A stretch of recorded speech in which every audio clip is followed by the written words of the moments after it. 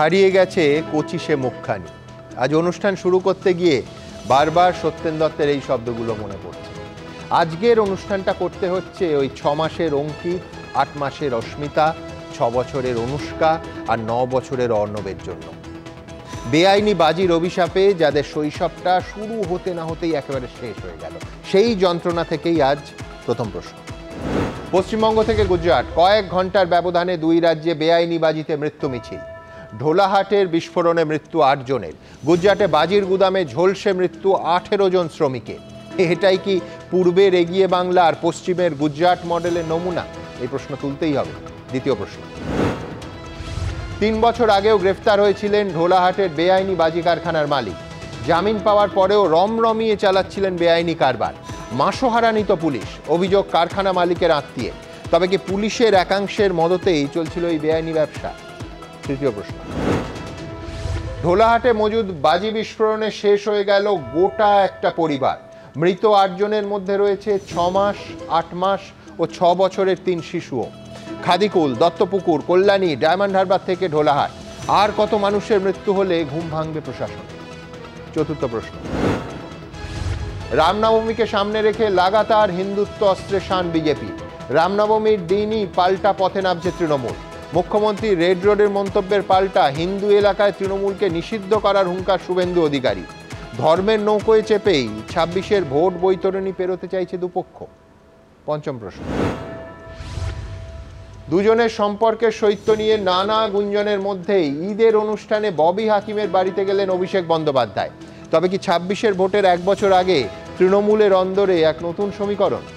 তবে শুরুতেই আজ দেখাবো বাংলা থেকে গুজরাট, ফের বেআইনি বাজিতে মৃত্যু মিছিল, একবার বারবার।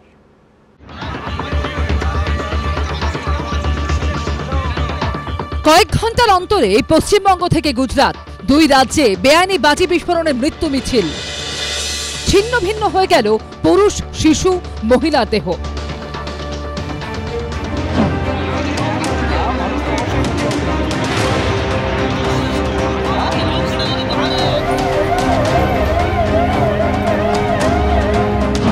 গুজরাটের বনসকাঁথা আর পশ্চিমবঙ্গের পাথর প্রতিমা। 2150 কিলোমিটারের দূরত্ব ঘুচে গেল স্বজনহারাদের বুক ফাটা কান্নায়। যে বাড়ির সামনে আমরা দাঁড়িয়ে আছি সেই বণিক বাড়ি, সেই বাড়ির একেবারে অ্যাসবেস্টাসের ছাদ ওপর থেকে ভেঙে দুমড়ে মুচড়ে পড়ে রয়েছে। এখন আমরা দেখতে পাচ্ছি সমস্ত ঘর কিন্তু ঝলসে গিয়েছে। আমরা দেখতে পাচ্ছি যে বাড়ির দেয়াল একেবারে পুড়ে কালো হয়ে গিয়েছে। আগে থেকে জানি এখানে বম তৈরি হয়, বাজি তৈরি হয়, এটা প্রায় 8-10 বছর থেকে হচ্ছে। দক্ষিণ 24 পরগনার পাথর প্রতিমার 3য় খেরি গ্রামে বণিক পরিবারের বাড়ির এখন এই দশা। 2 ভাই বাজির ব্যবসা করতেন। 11 জনের পরিবারের 8 জনই শেষ হয়ে গেছে বিস্ফোরণের তীব্রতায় বাড়ির পিলার পর্যন্ত ভেঙে হেলে পড়েছে। এটাই হচ্ছে এই চন্দ্রকান্ত বণিকের বাজির কারখানা। পরপর 2টি ঘর রয়েছে। এখানে কাঁচামাল মজুত করা রয়েছে প্রচুর পরিমাণে। আমরা দেখতে পাচ্ছি এখানে নানান বাজি তৈরির সরঞ্জাম, এখানে বাজির পরিমাপ করার জন্য নানান মাপের হাতা রাখা রয়েছে, নানান মাপের বিভিন্ন পাত্র রাখা রয়েছে। আমরা দেখতে পাচ্ছি যে বাজি তৈরির কাঁচামাল এই বস্তার মধ্যে এখানে মজুত রয়েছে। পরপর প্যাকেটে করে বাজি তৈরির নানান কাঁচামাল এখানে রাখা আছে এবং এখানে তারই পাশে আমরা এখানে দেখতে পাচ্ছি যে এই ব্যাগের ভেতরে সেখানেও একই রকম বাজি তৈরির কাঁচামাল। এখানে একটি বড় বস্তা চোখে পড়ছে। সেখানে সম্ভবত এখানে কাঠকয়লা এবং অন্যান্য সোরা, গন্ধক এই জাতীয় জিনিসপত্র পরপর বাক্সে রাখা রয়েছে। এখানে পরপর অসংখ্য বস্তা, অ্যাসবেস্টাসের একটা ছাউনি, আর এই ঘরের মধ্যে 2টো সুবিশাল ট্রাঙ্ক আমরা দেখতে পাচ্ছি, কিন্তু সেই ট্রাঙ্কগুলি খোলা অবস্থায়। বম তৈরি তো অনেকদিন ধরে, আমি এখানে এসেছি ধর 10 বছর, তখন আমি দেখে যাচ্ছি ওরা সব রকম তৈরি করতো, মানে চকলেট, পেটো, মানে গাছ বম যেগুলো হয়। পশ্চিমবঙ্গের মতোই মজুদ বাজিতে বিস্ফোরণে গুজরাটে প্রাণ গেল 18 জনের। দক্ষিণ 24 পরগনার মতো গুজরাতেও নিহতের তালিকায় রয়েছে শিশু, মহিলারা। বনসকাঁথার বেআইনি বাজি কারখানায় বিস্ফোরণের মৃতদের মধ্যে রয়েছে 5 বছরের 2 শিশু, 8 ও 11 বছরের 2 বালিকা, 20 ও 25 বছরের 2 তরুণী। মৃত্যু হয়েছে 50 বছরের এক বধূরও। বিস্ফোরণের অভিঘাতে ভেঙে পড়ে গুদামঘর। विस्फोट इतना प्रचंड था कि विस्फोट के साथ ही पूरा आरसीसी स्लैब एक साथ नीचे बैठ गया। পশ্চিমবঙ্গ থেকে গুজরাট, প্রশ্ন একটাই, পুলিশ প্রশাসন কি করছিল? কাদের মদতে বেআইনি বাজির ব্যবসার রমরমা? পশ্চিমবঙ্গের তৃণমূল কিংবা গুজরাটের বিজেপি সরকার? প্রাণহানির দায় কি কেউ নেবে? পার্থপ্রতিম ঘোষ, গৌতম মণ্ডল ও সন্দীপ সরকারের রিপোর্ট, এবিপি আনন্দ। দেখুন, রাজনৈতিক স্লোগান যাই বলুক, সময়ের সঙ্গে সঙ্গে কি আদৌ এগোচ্ছি আমরা? আদৌ এগোচ্ছে 2025-এর ভারতবর্ষ? খুব ভেবেচিন্তে এই প্রশ্ন তুলছি, তার কারণ কয়েক ঘন্টার ব্যবধানে 2200 কিলোমিটার দূরে এই পশ্চিমবঙ্গ এবং গুজরাটে বেআইনি বাজির বিস্ফোরণে একজন দুজন নন, 26 জন মানুষের ঝলসে মৃত্যু হলো। গুজরাটে 18 জন, পশ্চিমবঙ্গে 8 জন, তার মধ্যে 3টে শিশুও রয়েছে। লক্ষ্য করুন, শুধু গত 3 মাসে এ রাজ্যেই 3টে ভয়াবহ ঘটনা ঘটেছে। এ রাজ্যেই মারা গেছেন 15 জন। প্রত্যেকবার সেই প্রতিশ্রুতির বন্যা, লাইসেন্সের গল্প, বাজি ক্লাস্টারের গল্প, শীর্ষ আমলাদের কমিটি। দিনের শেষে নিটফল সেই শূন্য, আবার মৃত্যু মিছিল। পশ্চিমবঙ্গ বলুন কিংবা গুজরাট, এগোয় না কিছুই। আর এক্ষুনি হয়তো স্টুডিওতে কোন রাজ্য বেশি খারাপ, গুজরাট না পশ্চিমবঙ্গ, এই তরজা শুনতে চলেছি আমরা। জানি না, আজকে আমার শুরুর বক্তা পরিবেশবিদ নব দত্ত। আমার কাছে পরিষ্কার নবদার কাছে প্রশ্ন থাকবে যে এত আইন, এত রায়, এত ন্যাশনাল গ্রিন ট্রাইব্যুনালের নির্দেশ, তারপরেও মৃত্যু মিছিল আমাদের এই রাজ্যে বা এই দেশে, গুজরাটে হতে পারে বা পশ্চিমবঙ্গে, থামে না। আমি বলছি যে 20 ঘন্টার মধ্যে 26 জনের মৃত্যু হলো দেশের 2 প্রান্তে, একটা পূর্ব দিকে একটা পশ্চিম দিকে। 2200 কিলোমিটার দূর হতে পারে, কিন্তু চরিত্র এক। পেছনের দিকে কি দ্রুত এগিয়ে চলেছি আমরা? নবদার সময় শুরু এখন। আসলে যে প্রশ্নটা আপনি করেছেন, উত্তরটা হচ্ছে এটাই যে 2018 সালে সুপ্রিম কোর্টের নির্দেশের পর সারা দেশেই বাজিকে সবুজ বাজি হতে হবে এবং তার বিভিন্ন ধরনের লাইসেন্স পেসো থেকে, নিরি থেকে তার অনুমোদন নিতে হবে, ইত্যাদি ইত্যাদি। এই ধরনের নিয়ম মেনে এই বাজি সাধারণভাবে, এবং সবচেয়ে গুরুত্বপূর্ণ হচ্ছে এটা সুপ্রিম কোর্টের নির্দেশ যদি আমরা মানি, তাহলে বছরে 365 দিনের মধ্যে মাত্র 6 ঘন্টা 35 মিনিটের সময় বাজিটা ফাটাতে পারবেন আপনি। কোনো ব্যবসায়ীর পক্ষে, কোনো বিনিয়োগকারীর পক্ষে এটা লাভজনক ব্যবসায়ী নয় একদম। তাহলে এখানে কি হয়? গোটা ব্যবস্থার মধ্যেই রয়েছে শুরু থেকে শেষ পর্যন্ত হচ্ছে বেআইনি। সেটা গুজরাটের ক্ষেত্রে সত্য। আপনি যদি গত 1 মাস 2 মাসে দেখেন, অর্থাৎ এই যে বাসন্তী পুজো উপলক্ষে বাজি জমা হচ্ছে, এই বিষয়টাই বেআইনি। সব বেআইনি, মানে বেআইনি এই অর্থে যে বাজি ফাটাতে পারবেন না। ঠিক ঠিক, একদম। আপনাকে তো নির্দেশ দিয়ে দিয়েছে একদম, যে কালী পুজোয় 2 ঘন্টা বাজাতে পারবেন আপনি, ছট পুজোয় 2 ঘন্টা, এবং এগুলো নির্দেশ সারা দেশের জন্য, এমন নয় যে পশ্চিমবঙ্গের জন্য। 31শে ডিসেম্বর 35 মিনিট। ফলে এই তো হচ্ছে সাধারণভাবে নিয়ম, 11:55 থেকে 12:30 31শে ডিসেম্বর। কিন্তু এই নিয়মটা কি মানছে কেউ? মানছে না তো। না ব্যবসায়ীরা যারা বিপণন করছে অর্থাৎ বিক্রি করছে তারা মানছেন, অথবা যারা উৎপাদন করছে তারা মানছেন, অথবা যারা মজুত করছেন তারা মানছেন, অথবা সবচেয়ে গুরুত্বপূর্ণ যারা ফাটাচ্ছেন তারা মানছেন। এই গোটা ব্যবস্থার মধ্যেই রয়েছে একটা বেআইনি চক্র, এবং তার ফলে ঘটনা ঘটছে। এখন সারা ভারতবর্ষেই এই দুর্ঘটনা ঘটছে। একবারও কি কারণ মনে হচ্ছে না যে ভারতবর্ষে বহু কারখানা আছে, বহু শিল্প আছে, বহু এক্সপ্লোসিভ নিয়ে কাজ হয়, বিভিন্ন ধরনের শিল্প আছে, বাজি শিল্পেই এত দুর্ঘটনা ঘটছে কেন সারা দেশে? এবং সাম্প্রতিক সময় যদি দেখেন, পুরীতে দুর্ঘটনা ঘটেছে গত 2-3 মাসের মধ্যে, শুধু পশ্চিমবঙ্গে নয় সারা ভারতে। একদম। পশ্চিমবঙ্গে এবং নবদা ভাবুন, মানে আমি বলছি যে অ্যালার্ম কলটা কারুর কানেই বাজছে না। তার কারণ আজকে গুজরাটের স্বাস্থ্যমন্ত্রীকে দেখলাম নির্বিকার কণ্ঠে বলতে যে ওটা বেআইনি ব্যবসা চলছিল। নির্বিকার। তার জন্য কটারে রয়েছে, তার জন্য দায় কি সরকার নেবে? না, গুজরাটের মন্ত্রী তবু বলেছেন যে ওটা বেআইনি। আমাদের এখানে পুলিশ অফিসার যিনি সাক্ষাৎ আপনার দিচ্ছেন, প্রেস কনফারেন্স করছেন, তিনি একবারও এটা বললেন না। আমার বক্তব্য ভিন্ন। আমার বক্তব্য অন্য ভারতবর্ষের অন্য রাজ্যে আইনি বেআইনি যা হচ্ছে সেটা কন্ডেম করার মতো, সেটা অবশ্যই সমালোচনা করা যায়, নিন্দা করা যায় একদম। কিন্তু পশ্চিমবঙ্গে কথা ছিল যে 2023 সালের 5ই আগস্ট যারা মিটিং করলেন চিফ সেক্রেটারির নেতৃত্বে 7 জন সেক্রেটারি, সেখানে সিদ্ধান্ত হয়েছিল 5556টা বেআইনি কারখানা, উৎপাদন, বিক্রয় এবং মজুতের জন্য ব্যবস্থা রয়েছে। সেই সংস্থাগুলোর বিরুদ্ধে 15 দিনের মধ্যে ব্যবস্থা নিতে হবে, এবং সমস্ত ডিএমএসপিকে নির্দেশ দেওয়া হয়েছিল যে যারা 15 দিনের মধ্যে বেআইনি বাজি কোথায় কত মজুদ আছে সেটাকে ধরে জানাবে। এটা শুধু মিটিং, নবান্নর মিটিং নয়, এটা নিয়ে চিফ সেক্রেটারি উড়ে গেলেন এনজিটিতে এনজিডিতে গিয়ে তিনি এটা প্লেস করলেন, করে বললেন আমরা এই ধরনের সিদ্ধান্ত নিয়েছি। আরও একটি জিনিস আমি সুমন আপনাকে বলি, যে আমাদের সরকার অনেক দূর এগিয়ে গেল। ক্লাস্টার শুধু নয়, এটাকে একটা শিল্প বাণিজ্য বানাবার জন্য তারা একটা স্কিম বিধানসভায় আনলেন, শুধু তাই নয়, সেটা গেজেট নোটিফিকেশন হয়ে গেল 2023 সালের নভেম্বর মাসে। সেখানে পরিষ্কার বলা হলো যে এই যে গ্রিন ক্র্যাকার্সের যে স্কিম, মিডিয়াম ব্যবসা, এটার ভিত্তিতে তার অনুমোদন নিতে গেলে কি কি করতে হবে, এবং এখানে নিরি যাতে টেস্ট করবে তার জন্য হলদিয়াতে একটা টেস্টিং সেন্টার খোলা হলো। আপনি জানেন যে যেদিন থেকে 2023 সালের এই টেস্টিং ইউনিটটা খোলা হলো, মানে টেস্টিং এর জন্য ব্যবস্থাপনা করলেন, পরিবেশ দপ্তরের টাকায় করলেন, সেই দিন থেকে আজ পর্যন্ত ওখানে একটা বাজিও টেস্ট হয়নি। এটা সবুজ বাজি কি সবুজ বাজি নয়। ফলে এই গোটা বিষয়টা একদিকে চলছে, একদিকে একটা কাঠামো তৈরি হচ্ছে, বলার চেষ্টা হচ্ছে বাজি শিল্প, বাজি কর্মসংস্থান দেবে, ইত্যাদি ইত্যাদি।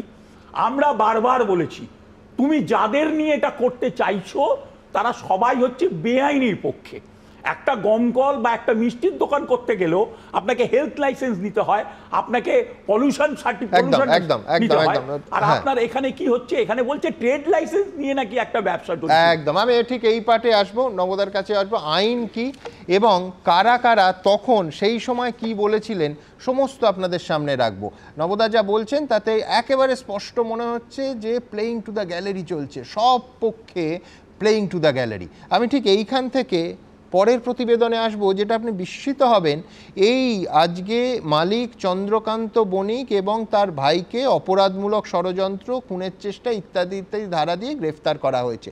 ঘটনা ঘটে যাওয়ার পর 8 জন মানুষের, 3টে শিশুসহ মৃত্যু হওয়ার পর আমি বলছি, অথচ পুলিশের ভূমিকা সব থেকে বেশি প্রশ্নচিহ্নের মুখে পড়েছে। তার কারণ এই চন্দ্রকান্ত বণিক, তাকে এর আগে বেআইনি বাজি শুদ্ধ গ্রেফতার করেছিল আমাদেরই রাজ্যের পুলিশ, তাকে ছেড়ে দেয়া হয় এবং তারপর শোনা যায় শুধু মজুত নয়, সে বাজি মানে পুলিশ ছেড়ে দেওয়ার পর তৈরিও করতে শুরু করে। আর ঠিক এইখানে বিস্ময়কর অভিযোগ করেছেন তাদেরই এক আত্মীয়, বলছেন যে জামিনে ছাড়া পেয়ে অবৈধ কারবারে যুক্ত হন এবং আত্মীয়ের দাবি যে পুলিশও নাকি এই বাজি কারখানা থেকে টাকা তুলত। পুলিশ কালী পুজোর সময় এসে টাকা নিয়ে যেত, আমরা নিজের চোখে দেখেছি। আবার সেই মজুদ বাজিতে বিভৎস বিস্ফোরণ, ফের মৃত্যু মিছিল, আতঙ্ক, ভয়, বুক ফাটা আর্তনাদ। বিস্ফোরণের পরের দিনও মাঠে আলপথে চাষের জমিতে পড়ে আছে বাজি বারুদে ঠাসা বস্তা। যে জায়গায় বাজিতে গতকালকে বিস্ফোরণের মতো ঘটনা ঘটেছিল, বাড়িতে 8 জনের মৃত্যু হয়, তার থেকে বাড়ি থেকে কিছুটা দূরে এই রকমভাবে খড় চাপা দেওয়া অবস্থা, একটা বড় বস্তা, বোমা বলে অনুমান করছে হচ্ছে স্থানীয়রা, এবং সেই মতো বোমা এখানে চাপা দিয়ে রাখা রয়েছে। আর এসবের মধ্যেই ফের একবার প্রশ্নের মুখে পুলিশের ভূমিকা। বিস্ফোরক দাবি করেছেন বণিক পরিবারের আত্মীয়। পুলিশ অবশ্যই জানতো, পুলিশ সবসময় আসতো, এত বড় ব্যবসা পুলিশ জানতো না? পুলিশ কালী পুজোর সময় এসে টাকা নিয়ে যেত, আমরা নিজের চোখে দেখেছি। পুলিশ এখানে দায়িত্ব, এখানে পুলিশ দায়ী, কারণ পুলিশের নাকে ঢোকায় এখানে হচ্ছে, পুলিশ এখানে দায়ী। পুলিশ কি তাহলে বেআইনি বাজি মজুত ও বাজি তৈরির কথা জেনেও চুপ করেছিল? অভিযোগ যে কেউ করতে পারেন, কারোর বিরুদ্ধে নিশ্চয়ই সেটার সত্যতা নিশ্চয়ই যাচাই করে দেখা হবে। দক্ষিণ রায়পুর গ্রাম পঞ্চায়েতের 3য় খেরি গ্রাম থেকে মিলন মোড় পুলিশ ফাঁড়ির দূরত্ব 3 কিলোমিটার, আর ঢোলাহাট থানা থেকে দূরত্ব 12 কিলোমিটার। স্থানীয় প্রশাসন, নেতা মন্ত্রী সবাই যুক্ত আছে, যুক্ত না থাকলে 11 বছর ধরে ব্যবসা চলতো। পুলিশ সব জানে, সবাই সব জানে। চন্দ্রনাথ বণিক আগে একবার বাজি সহ গ্রেফতার হলেও পরে জামিন পেয়ে যান। স্থানীয়দের অভিযোগ, তারপর আরো ফুলে ফেপে ওঠে তার ব্যবসা। 2022 সালে এই চন্দ্রনাথ বলে তাকে গ্রেফতার করা হয়েছিল। 68.5 কেজি ফায়ার ক্র্যাকার্স তার থেকে বাজেয়াপ্ত করা হয়েছিল। এর আগে তার নিয়ে একটা কেস, একটা রেকর্ড আমরা পেয়েছি। না, ও করবে না, ও তো সমিত জানার ব্যাপার লোক, টিএমসি। আমরা বারবার তো উপর মহল তো কাগজ জমা দিয়েছি বারণ করতে। যদিও অভিযোগ অস্বীকার করেছেন স্থানীয় তৃণমূল বিধায়ক। আমি ওর বাড়িতে যে ম্যানুফ্যাকচারিং হয়, আমি ওই কালকের কি জানলাম। যদি কোনো হিম্মত থাকে, কারো যদি থাকে কোনো রেকর্ড যে সমীর বাবুকে এটা করা হয়েছিল, বলেছিলাম, সমীর বাবু ইচ্ছাকৃতভাবে এড়িয়ে গেছেন, আমি সেই হিম্মতওয়ালা লোকটাকে আমি দেখতে চাই। চন্দ্রনাথ বণিকের ধরা পড়া, জামিন পাওয়া, তারপর আরো বড় আকারে ব্যবসা ফাঁদার এই গল্প সামনে আসার পর অনেকের মনে পড়ে যাচ্ছে 2023 সালের মে মাসে পূর্ব মেদিনীপুরের এগরার খাদিকুলে ভয়াবহ বিস্ফোরণের কথা। মূল অভিযুক্ত ভানু বাগের কথা। 1995 সালে বিস্ফোরণে মৃত্যু হয় তার ভাই বিষ্ণুপদ বাগ ওরফে বাদলের। বন্ধ হয়ে যায় ভানুর বেআইনি বাজির কারবার। কিন্তু 2018 সাল থেকে পাকাপাকিভাবে বাজির কারখানায় তৈরি করে ফেলেন ভানু। রমরমিয়ে চলতে থাকে ব্যবসা। তারপর 2023 সালে সেখানেই বিস্ফোরণের মৃত্যুর ঢল নামে। কার্যত সেই একই ছবি ধরা পড়ল পাথর প্রতিমাতেও। হিন্দোল দে, সন্দীপ সরকার ও গৌতম মণ্ডলের রিপোর্ট, এবিপি আনন্দ। দেখুন, অনেকে লাইসেন্স করছেন। আমি বলছি পঞ্চায়েত প্রধান, তৃণমূলেরই পঞ্চায়েত প্রধান, তারা বলছেন আমরা দিইনি, পুলিশ বলছে পঞ্চায়েত দিয়েছে, তদন্ত সাপেক্ষ। কিন্তু একটা সাধারণ ট্রেড লাইসেন্সে যাতে বছরে 750 টাকা লাগে, সেই ট্রেড লাইসেন্সে বাজি তৈরি করা যায় না, বাজি মজুত করা যায় না, বাজি বিক্রিও করা যায় না, এর মধ্যে কোনোটাই কিন্তু করা যায় না। আমার পরের বক্তা অধ্যাপক অর্ণব সাহার কাছে আসবো, কিন্তু আমি নিশ্চিত যে অর্ণব অত্যন্ত সেন্সিটিভ লোক। অর্ণব এইটা বলবে না যে গুজরাটের উদাহরণ থেকে পশ্চিমবঙ্গ শিখছে এবং গুজরাটে 18 জন মারা গেছে, এখানে অন্তত কম 8 জন। এই প্রশ্ন অন্তত নিশ্চয়ই অর্ণব বলবে না। অর্ণবের সময় শুরু এখন। ধন্যবাদ সুমনদা। এই ভয়ঙ্কর যে ঘটনা আমরা কালকে দেখতে পেলাম দুটো জায়গাতেই, দেশের দু প্রান্তে আমরা দেখতে পেলাম, এবং এইখানে নবদা যে কথাগুলো বললেন সেই কথাগুলো তো প্রত্যেকটাই অত্যন্ত স্পর্শ করে যাওয়ার মতন। তার কারণটা হচ্ছে যে এই যে আমরা বুঝতে পারছি যে কোনো একটা জায়গায় বাজি নির্মাণ, বাজি মজুত করা, বাজি বিপণন করা বা সেই সংক্রান্ত যা লাইসেন্স, এইগুলো নিয়ে যা যা আইন কানুন রয়েছে তার যে দায়, সেই দায়টা ইনিশিয়ালি তো সেই লোকটা যে বাজিটা বানাচ্ছে, কিন্তু তার সঙ্গে সঙ্গে হচ্ছে সেখানকার যে প্রশাসন, স্থানীয় প্রশাসন, তার মধ্যে যে নেক্সাস, সেই নেক্সাস নিশ্চয়ই কোথাও একটা এমনভাবে রয়েছে যে জিনিসটাকে ভাঙা যাচ্ছে না। আমি একটু মনে করিয়ে দিই, যেমন আজকে আপনি সুপ্রতিম সরকারের একটা বাইক দেখালেন, ঠিক সেরকমভাবেই 17ই মে 2023 কৃষ্ণপদ বাগ এগরার একটা বাজি কারখানা খাদিকুল গ্রাম, সেইখানে একটা ভয়ঙ্কর এরকম বিস্ফোরণ হয়েছিল। যে লোকটি নিজে অ্যাকিউজ, সে নিজে কিন্তু 80 ভাগ পুড়ে গিয়েছিল এবং পুড়ে যাওয়ার পর সে ওড়িশায় পালিয়ে যায়, পালিয়ে যাওয়ার পর সে মারা যায়। তাকে গ্রেপ্তার করা হয়েছিল ঠিক তার আগের বছর 2022 সালে, এবং 22 সালে গ্রেপ্তার করার পর যখন মামলাটা হয়, সিআইডি গ্রেপ্তার করেছিল তাকে, মামলা কিন্তু আদালত থেকে সে কিন্তু জামিন পেয়ে যায়, সে ছাড়া পেয়ে যায়। আমরা একটুখানি তথ্য দিতে গিয়ে দেখলাম যে ওই কৃষ্ণপদ বাগ বা ভানু বাগ যার নাম, সে 30 বছর ধরে ওই জিনিসটা চালাচ্ছে। মানে তার কারখানায় ওই বাজি বিস্ফোরণ 95 সালে হয়েছে, 98 সালে হয়েছে, 2001 সালে হয়েছে, 2006 সালে হয়েছে, আবার আমরা দেখতে পাচ্ছি 2022 সালে হয়েছে, 2023 সালে হয়েছে। অর্থাৎ এই যে চক্রটা, মানে অন্য তুমি বলতে চাইছো যে বাম আমল থেকে তৃণমূল আমল বাজির কারখানাটা আরামসে এই রাজ্যে চালানো যায়। আমি বলতে চাইছি, আমি তো ইতিহাসগতভাবে বললাম যে জিনিসটা এরকম ঘটেছে, কিন্তু আমি বলছি বোমা বাঁধতে গিয়েও যিনি বাঁধছেন তার হাত উড়ে যায়, কিন্তু তাতে কি যায় আসে? ঠিক কথা, কিন্তু একই সঙ্গে এটাও বলছি যে আমাদের মতন তৃতীয় বিশ্বের গরিব দেশগুলোতে এই যে লিগাল আর ইললিগাল, এই যে বাইনারি, এই লিগাল ইললিগাল বাইনারির বাইরে আরেকটা সেগমেন্ট থাকে, আরেকটা অংশ থাকে, তাকে আমরা বলতে পারি কোয়াসি লিগাল, অর্থাৎ কিনা আইনি বা বেআইনির বাইরে আধা আইনি। অর্থাৎ এই যে অসংখ্য ব্যবসা চলে, আপনি মনে করুন, ধরুন রেল লাইনের ধারে ঝুপড়ি, রেল লাইনের ধারে যে বস্তি, এই যে অংশগুলো রয়েছে বহু ক্ষেত্রে কিন্তু বেআইনি, কিন্তু সেই অংশগুলো আমি রাতারাতি তুলে দিতে পারবো না। এই কারণে বহু মানুষের জীবন জীবিকা বিভিন্নভাবে জড়িয়ে রয়েছে। আমাদের মতন দেশগুলোতে সম্পূর্ণ আইনি পদ্ধতিতে এই যুক্তিতে চুরি ডাকাতিকেও ট্রেড লাইসেন্স দিয়ে দেওয়া যায়, কিন্তু আমি বলছি যে যেখানে আমি বলছি কতজন মানুষের মৃত্যু হলে আমরা বলবো যে আমরা বেআইনি কাজে মানুষের মৃত্যুর বিনিময়ে এটাকে ব্যবসা হিসেবে মানবো না? না, নিশ্চয়ই তাই, কিন্তু বলছি বাজির যে ব্যবসা, সেই বাজির ব্যবসার ক্ষেত্রেও কিন্তু আপস অ্যান্ড ডাউনস ঘটছে। বিভিন্ন রকম সরকারি আইন আসছে, সেই আইনের ফেরে পড়ে আমরা না, ভারতবর্ষ সভ্যতার দিকে এগোচ্ছে বলে যে পরিমাণ বাজি দেখতে পেতাম, যে পরিমাণ শব্দবাজি দেখতে পেতাম, আজকে তার থেকে অনেকটা কমে গিয়েছে। এবং এই চম্পাহাটি অঞ্চলে আমি একাধিক জনকে চিনিও এখানে, তারা সরাসরি বলছে যে আমাদের বাজির ব্যবসা কিন্তু মন্দা চলছে। মানে এই যে জায়গাগুলো থেকে কোথাও কি এরকম একটা মানে একটা আকাঙ্ক্ষা তৈরি হচ্ছে। আরেকটাও যোগ করো, ন্যাশনাল গ্রিন ট্রাইব্যুনাল স্পষ্ট ভাষায় বারবার বলছে যে বেশিরভাগ ক্ষেত্রে বাজি কারখানার আড়ালে পরিষ্কার করে বলার সময় এসছে বোমা তৈরি হয়। একদম বোমা তৈরি হচ্ছে, সেই বোমাটার সঙ্গে আপনি যদি রাজনীতিকে যোগ করতে চান, রাজনীতি আপনি যোগ করতে পারেন। বোমা কিন্তু মানে এই ধরনের বোমা কিন্তু কালীপুজোতেও ফাটানো হয়। মানে আমি তোমার সাথে একমত, তুমি যদি বলো যে এই ধরনের বোমা শাসকেরও কাজে লাগে, বিরোধীরও কাজে লাগে। আমি বলছি যে এইটা যদি তৈরি হয় ওই পুরো জিনিসটার মধ্যে, এটা এত বড় একটা নেক্সাস, সেই নেক্সাসটার মধ্যে আসলে এটা এই প্রক্রিয়াটা চলছে, দীর্ঘদিন ধরেই চলছে। আমি শুধু একটুখানি মনে করে দেবো আপনাকে, আবার আপনি বললেই বলবেন যে বাম আমল আর এই আমল।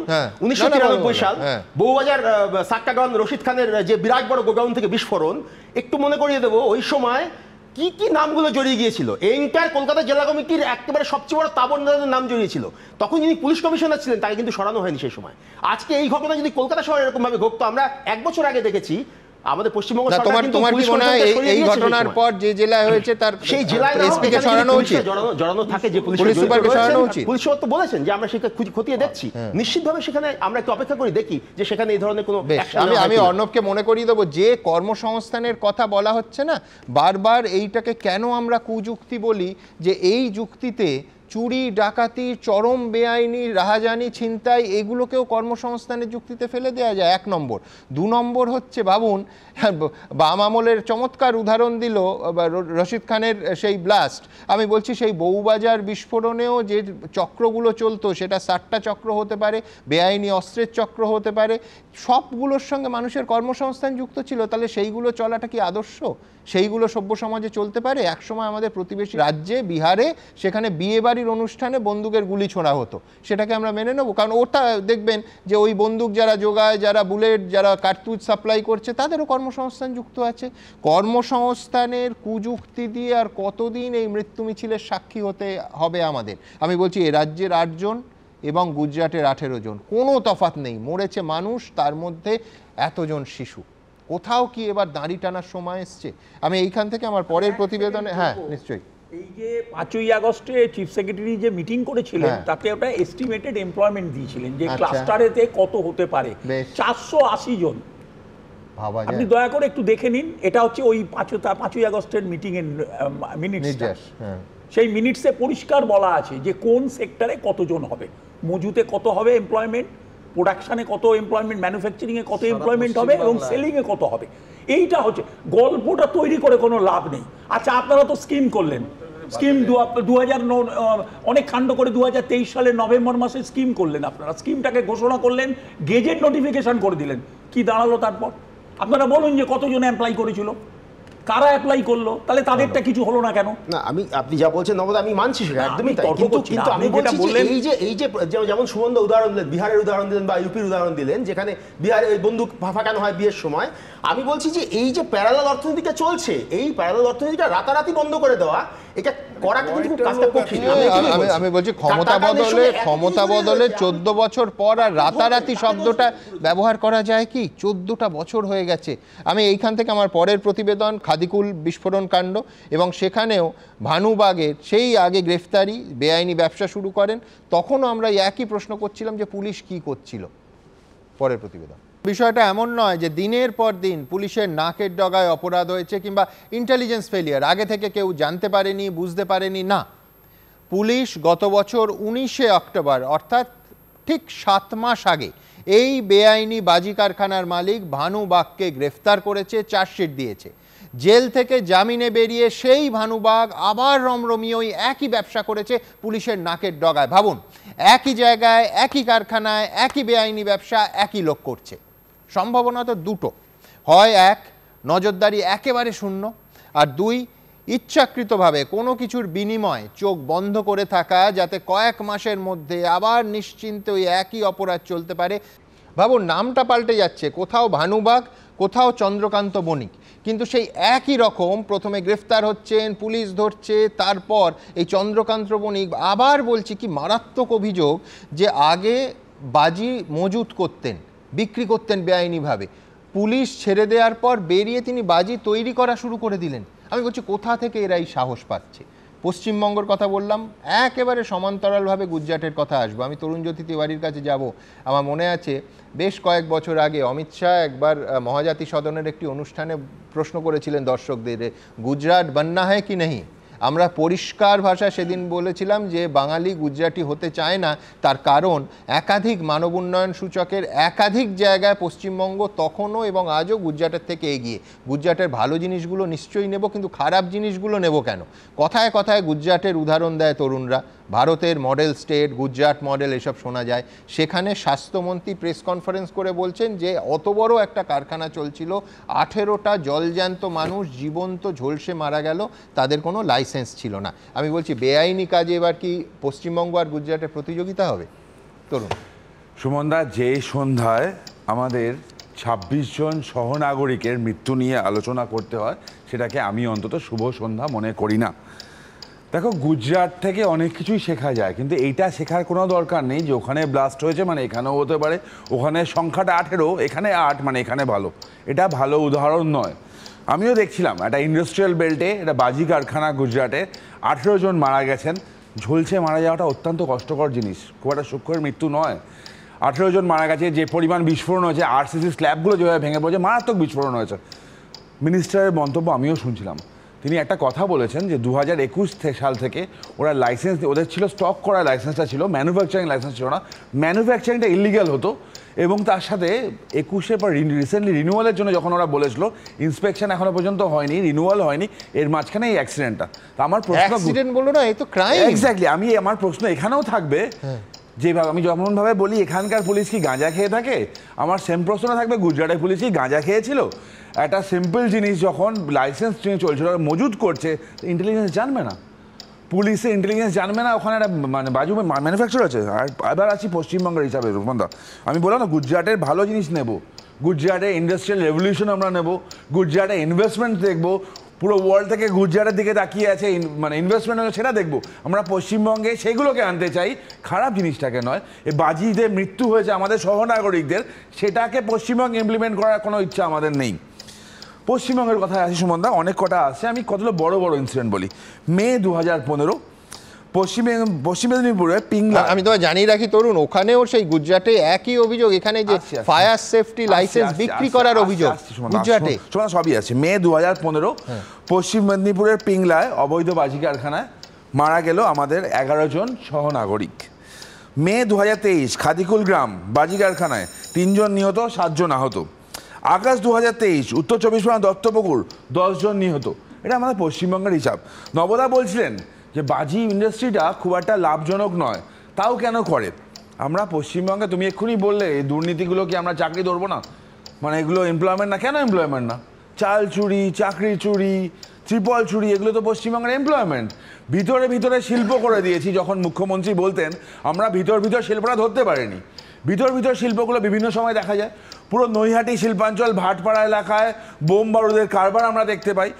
পশ্চিমবঙ্গের বিভিন্ন জায়গায় ব্লাস্টে মানুষ মরতে আমরা দেখি, এগুলোই তো ভিতর শিল্প।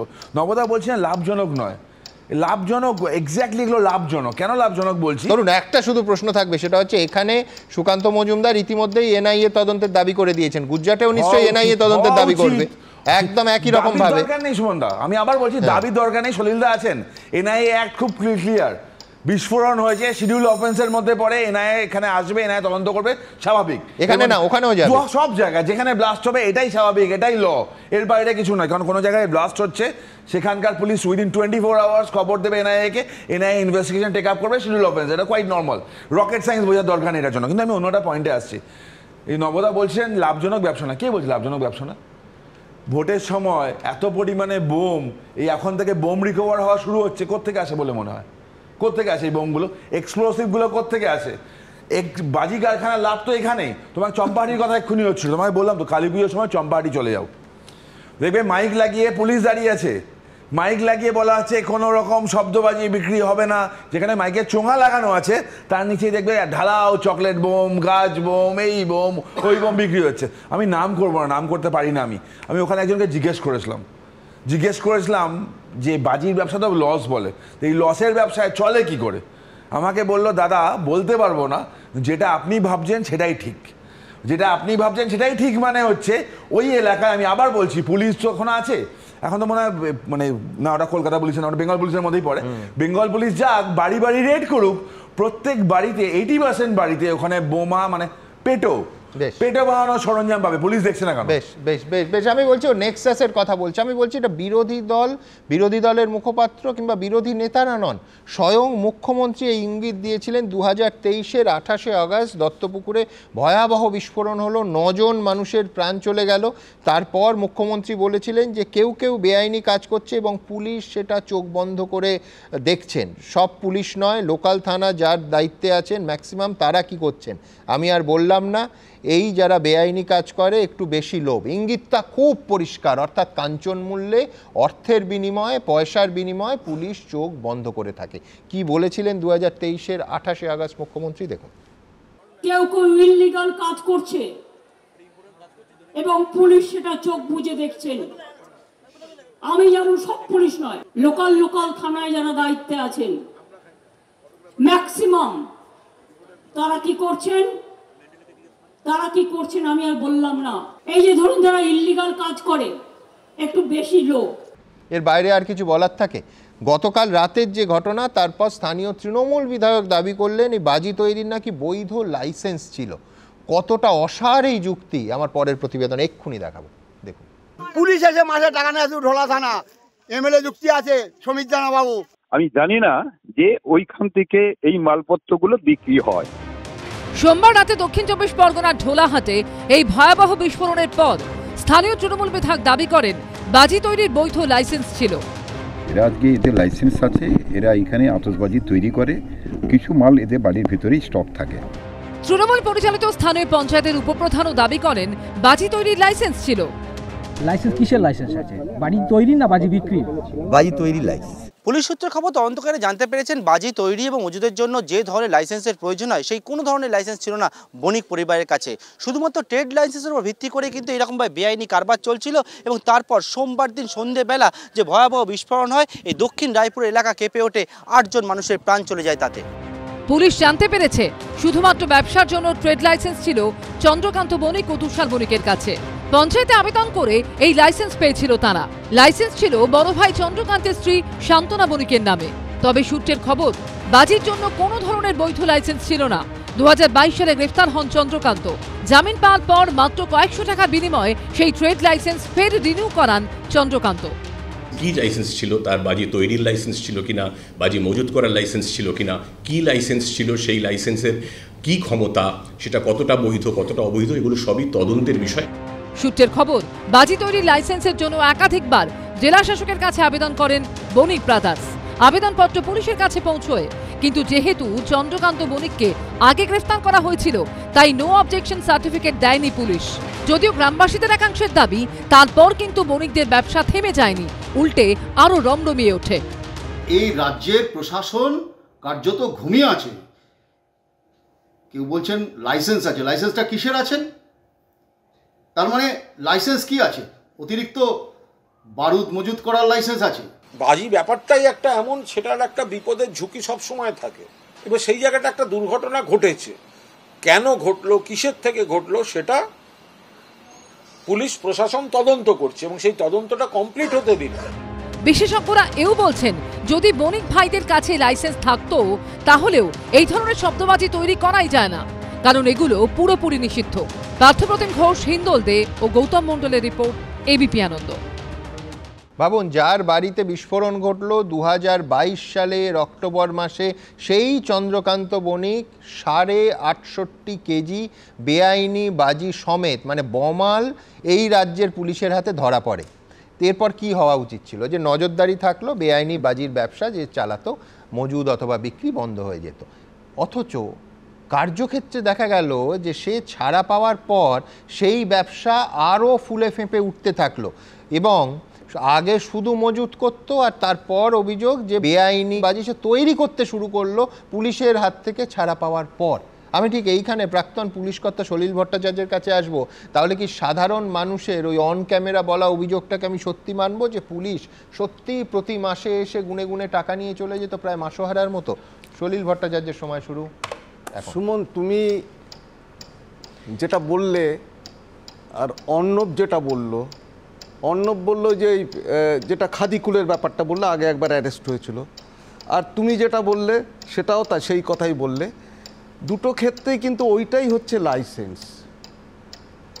Those arrest are the licence.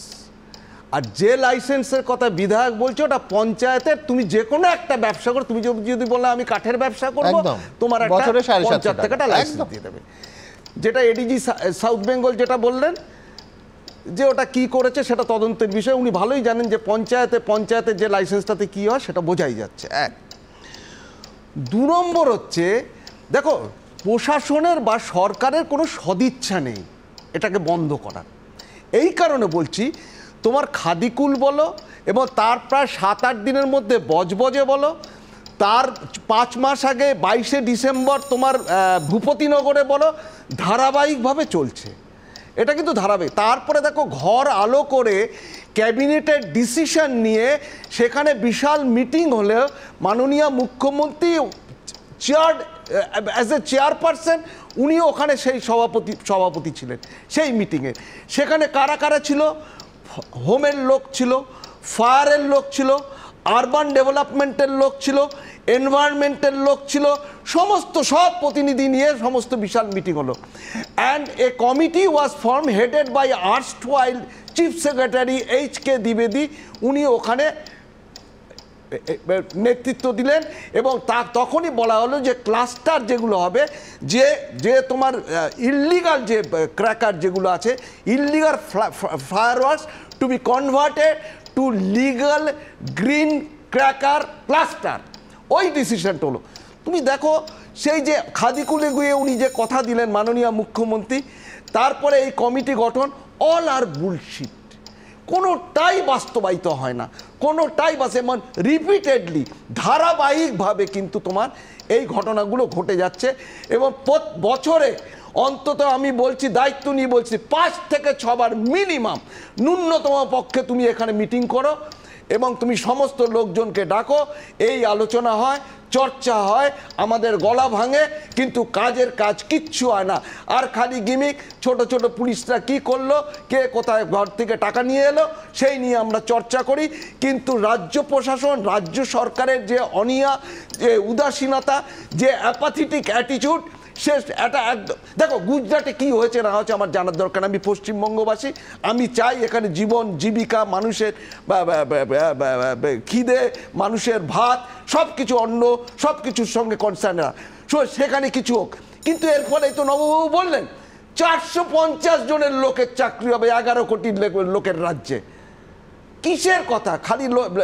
খালি গিমিক দিয়ে আর মানুষকে ভুলিয়ে ছোট ছোট কথা, যেমন কি সরলভাবে সহজভাবে আমি বললাম, দেখি কিরম কথা বলছেন, একদম আমাদের ঘরের মতো কথা বলছেন।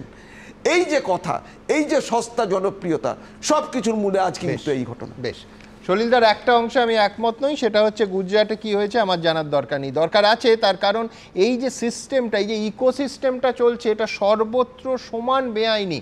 সুপ্রিম কোর্টের আইন কিংবা গ্রিন ট্রাইব্যুনালের নির্দেশ শুধু পশ্চিমবঙ্গে নয়, গুজরাটের ক্ষেত্রে সমানভাবে প্রযোজ্য। আমি এইখানে আমার পরের প্রতিবেদনে আবার দেখাবো যে গুজরাটে ঠিক কি হলো, একেবারে সমান্তরালভাবে, যাতে 18 জন মানুষের প্রাণ ঝরে গেল সেখানে নয়, রাজনৈতিক একটা বিতর্ক তার সঙ্গে যাচ্ছে। তার কারণ গুজরাটের মুখ্যমন্ত্রী নিহতদের পরিবার পিছু 4 লক্ষ টাকা, আহতদের 50,000 টাকা ঘোষণা করেছেন। প্রধানমন্ত্রী তার অফিসিয়াল টুইট অ্যাকাউন্ট থেকে, এক্স অ্যাকাউন্ট থেকে 2 লক্ষ টাকা মৃতদের এবং আহতদের 50,000 টাকা ঘোষণা করেছেন। কুণাল ঘোষ সেটা নিয়ে লিখছেন, পক্ষপাতদুষ্ট প্রধানমন্ত্রী, গুজরাটে বাজি কারখানায় হতাহতদের জন্য প্রধানমন্ত্রীর দরদ ভরা টুইট এবং ত্রাণ তহবিল থেকে ক্ষতিপূরণ। বাংলায় বাজি কারখানার দুর্ঘটনার হতাহতদের কোনো উল্লেখ নেই। এই বিজেপি বাংলা বিরোধী, এই কারণে এদের বহিরাগত বলা হয়। আমি দ্রুত একবার তরুণের প্রতিক্রিয়ায় যাব। আচ্ছা, ফার্স্ট হচ্ছে গুজরাট গভর্নমেন্ট, আমি আবার বলছি, দাম, প্রথম কথা হচ্ছে বেআইনি কাজ করতে গিয়ে যদি মৃত্যু হয় সেখানে কেন ক্ষতি? না, দাম দিয়ে কিছু হয় না, কিন্তু কতগুলো মানুষ মারা গেছে, ফ্যাক্টরি মালিকরা বেআইনি কাজ করলো, তার শ্রমিকরা নিশ্চয়ই নয়। গুজরাট গভর্নমেন্ট 4 লক্ষ টাকা করে দিয়েছে। আমি বলছি মানুষের প্রাণের দাম 4 লক্ষ টাকায় হয় না, 4 লক্ষ টাকা করে দিয়েছে। পশ্চিমবঙ্গ সরকার ওই হজ করতে গিয়ে টাওয়ার ভেঙে পড়লে ওখানকার মারা গেলে তার ক্ষতিপূরণ দেয়। পাশে তো কলকাতা, দক্ষিণ কলকাতায় কত দূর, 1 পয়সা ক্ষতিপূরণ এখন উল্লেখ করেনি।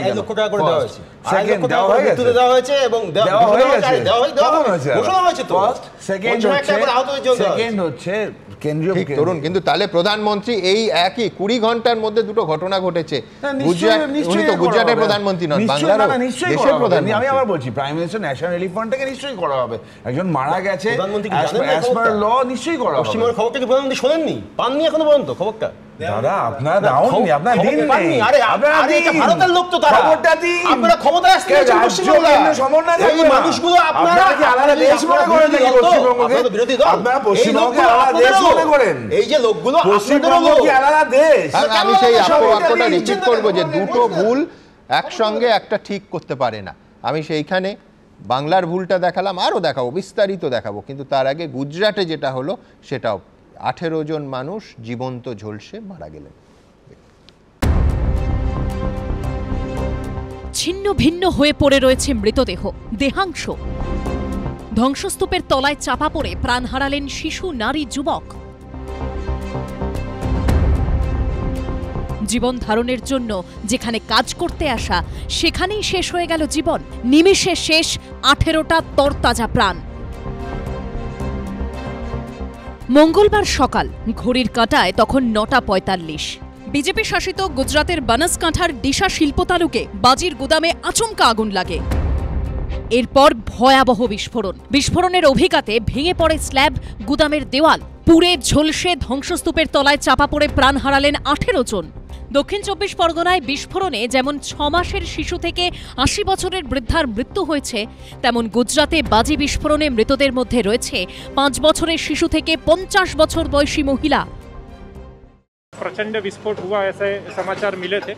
तुरंत ही नगरपालिका की फायर फाइटर की टीम ने आग पे कंट्रोल ले लिया था। जहां पर ये स्टोरेज होता था वो स्टोरेज में एक धमाका हुआ है और करीबन 18 जितने वहां पर काम करने वाले परप्रांतीय मजदूरों की मौत हुई है। यहां पर कोई लाइसेंस इश्यू किया गया नहीं था और बिल्कुल बिना लाइसेंस वाले ये स्टोरेज के अंदर धमाका होने की वजह से पूरा स्लैब वो नीचे बैठ गया है। পশ্চিমবঙ্গ থেকে গুজরাত, সর্বত্র কি করে বেআইনি বাজির ব্যবসার রমরমা চলতে পারে? भाजपा सरकार फायर सेफ्टी के गलत सर्टिफिकेट देने के लिए हफ्ते लेती है, पैसे खाती है और उसकी वजह से गुजरात में निर्दोष लोगों की जाने जाती है। लेकिन ये काम करने वाले सारे गरीब मिडिल क्लास के लोग थे। নিহতদের মধ্যে অনেকেই মধ্যপ্রদেশের বাসিন্দা। মধ্যপ্রদেশ সরকারের তরফে নিহতদের নামের তালিকা প্রকাশ করা হয়েছে, যেখানে রয়েছে 5 বছরের কিরণ ভোপা, অভিষেক ভোপা, তেমনি 8 বছরের রুকমা ভোপা, 11 বছরের রাধা ভোপা, এছাড়া 2 তরুণী সুনিতা ভোপা, লালি ভোপা, বছর 50-এর বধূ কেশরবাই ভোপা, রয়েছেন 24-এর যুবক লক্ষণ ভোপা। নিহতদের পরিবার পিছু 2 লক্ষ টাকা ও আহতদের 50,000 টাকা করে আর্থিক সাহায্য ঘোষণা করেছে প্রধানমন্ত্রী দপ্তর। এ নিয়ে কুণাল ঘোষ সোশ্যাল মিডিয়ায় লিখেছেন, পক্ষপাত দুষ্ট প্রধানমন্ত্রী। গুজরাতে বাজি কারখানায় হতাহতদের জন্য প্রধানমন্ত্রীর দরদ ভরা টুইট আর ত্রাণ তহবিল থেকে ক্ষতিপূরণ। বাংলার বাজি কারখানা দুর্ঘটনায় আহতদের কোনো উল্লেখ নেই। এই বিজেপি বাংলা বিরোধী। প্রধানমন্ত্রীর রাজ্য, স্বরাষ্ট্রমন্ত্রী দেশে তাদের রাজ্য, সেখানে বাজি কারখানায় বিস্ফোরণ, 17 জন মারা গেল, বাড়ি উড়ে গেল।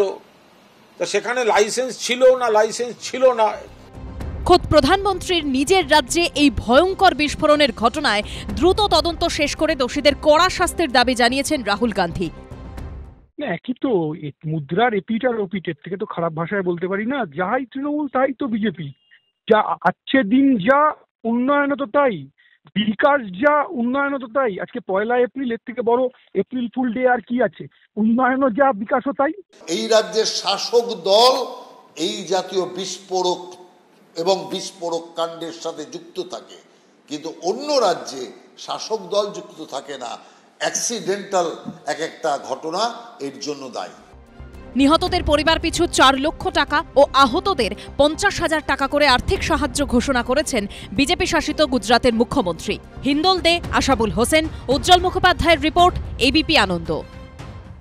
দেখুন, আমার পরের বক্তা পার্থপ্রতিম বিশ্বাস। পার্থদা বলতেই পারেন যে বামফ্রন্ট সরকার, আমি দেখছিলাম যে এই বামফ্রন্ট আমলেও নিঃসন্দেহে একাধিকবার একাধিক জেলায় বেআইনি বাজির কারখানায় ব্লাস্ট হয়েছে, কিন্তু বামফ্রন্ট চলে গেছে 14 বছর হলো। অদ্ভুত ব্যাপার, কৌতূহলবশত দেখতে গিয়ে দেখছিলাম তখনও এই ধরনের বেআইনি বাজি কারখানায় বিস্ফোরণ হলে নেতারা বলতেন যে গরিব মানুষ কর্মসংস্থানের জন্য এইসব করছে। আমি বলছি কেন আমি এই কুযুক্তিটাকে সেদিনও মানিনি এবং আজকেও মানছি না, তার কারণ এই কুযুক্তির মধ্যেই একটা অংশ আছে যে এটা চলছে, চলবে। এই গরিব মানুষের কর্মসংস্থানের কুযুক্তি দেখি আর কতদিন একটা বেআইনি ব্যবসা, যেখানে শুধুমাত্র যারা কাজ করছেন তাদের প্রাণ তো সংশয় হচ্ছেই, একেবারে নিষ্পাপ শিশু, ওই 3টে শিশু অসহায় মৃত্যু, এবং সেই শিশুগুলো পৃথিবীটাকে জানার আগে, চেনার আগেই তাদের জীবন ঝরে গেল, ফুলের মতো ঝরে গেল, এবং সেই পরিবারের অসহায় সদস্যরা একেবারে ঘটনাচক্রে তার বলি হয়ে প্রাণ হারালো। কতদিন আমরা কর্মসংস্থানের যুক্তি দিয়ে একটা চূড়ান্ত বেআইনি এবং বিপজ্জনক পেশাকে স্বীকৃতি দিয়ে যাব? পার্থদা। হ্যাঁ সুমন, এটা ঠিকই।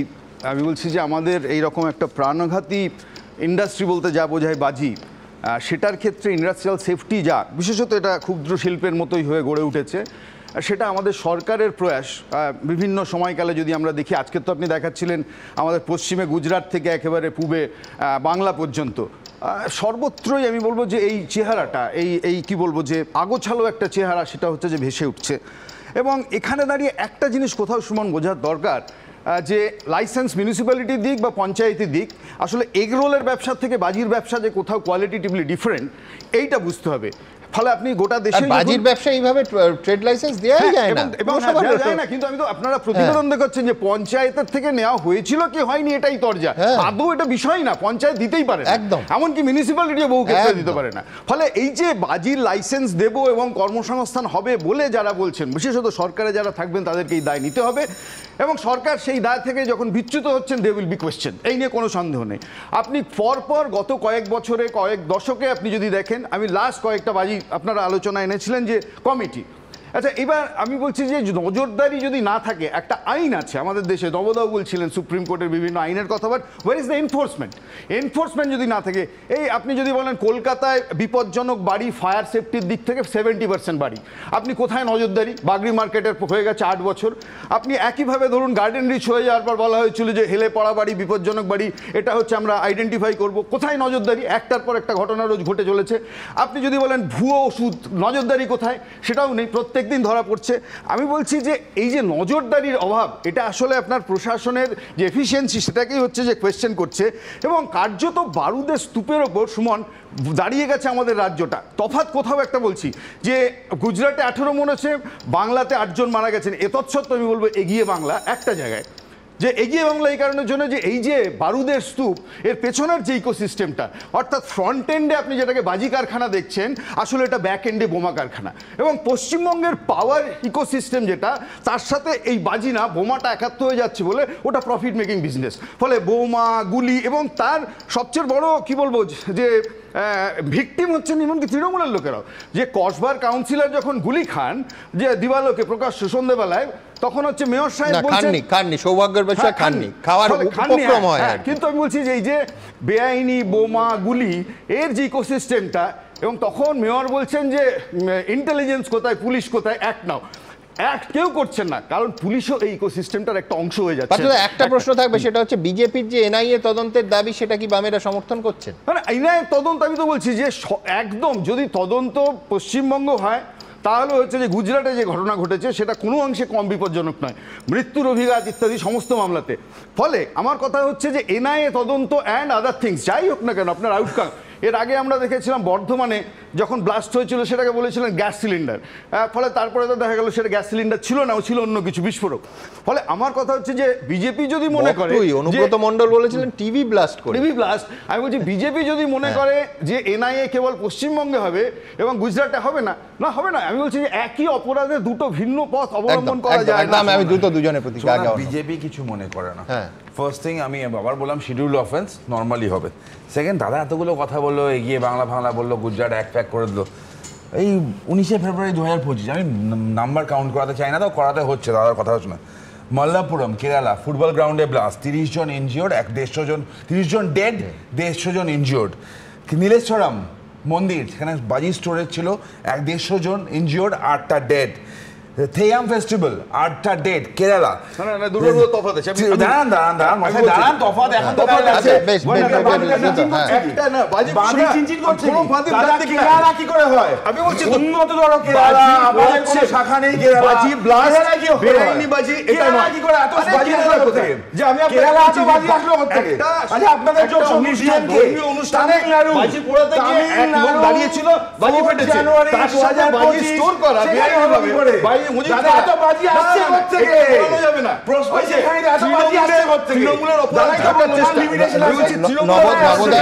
অনুযায়ী এবং আইন অনুযায়ী এত বাজি, এটা ঠিক যে আশারই কথা নয়, জমা মজুত হওয়া এবং ফাটানো তো দূরের কথা।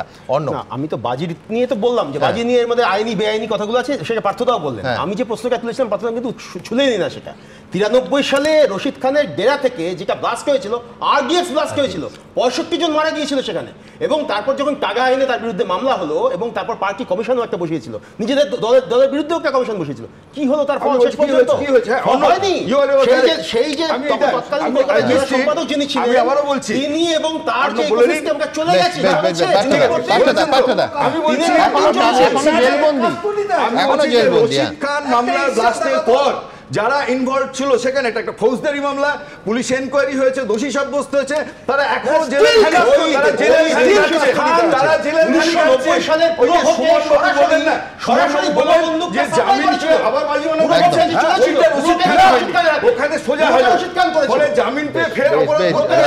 এই মামলা ছিল পশ্চিমবঙ্গের ইতিহাসে প্রথম টাডার মামলা। রশিদ খান এখনো জেলবন্দি, এটাও ফ্যাক্ট। কিন্তু আমি পরের প্রতিবেদনে যাব যে এই সমস্ত কিছু ম্লান হয়ে যায়, তর্ক বিতর্ক স্তীমিত হয়ে যায় যখন দেখি যে এই আমাদের রাজ্যের যে 8 জন মানুষ মারা গেছেন তাদের মধ্যে 80 বছরের বৃদ্ধা থেকে ওই 6 মাস 8 মাসের শিশুগুলোও আছে। পরের প্রতিবেদন।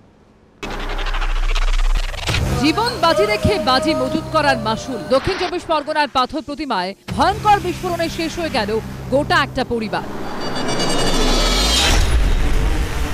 ভোলাহাটের দক্ষিণ রায়পুরের তৃতীয় ঘেরি গ্রাম। মজুদ বাজি থেকে বিস্ফোরণে এখানেই মর্মান্তিক মৃত্যু হলো একই পরিবারের 8 জনের। 6 মাসের দুধের শিশু থেকে বৃদ্ধ বৃদ্ধা। বিস্ফোরণের করাল গ্রাস ছাড়ল না কাউকে।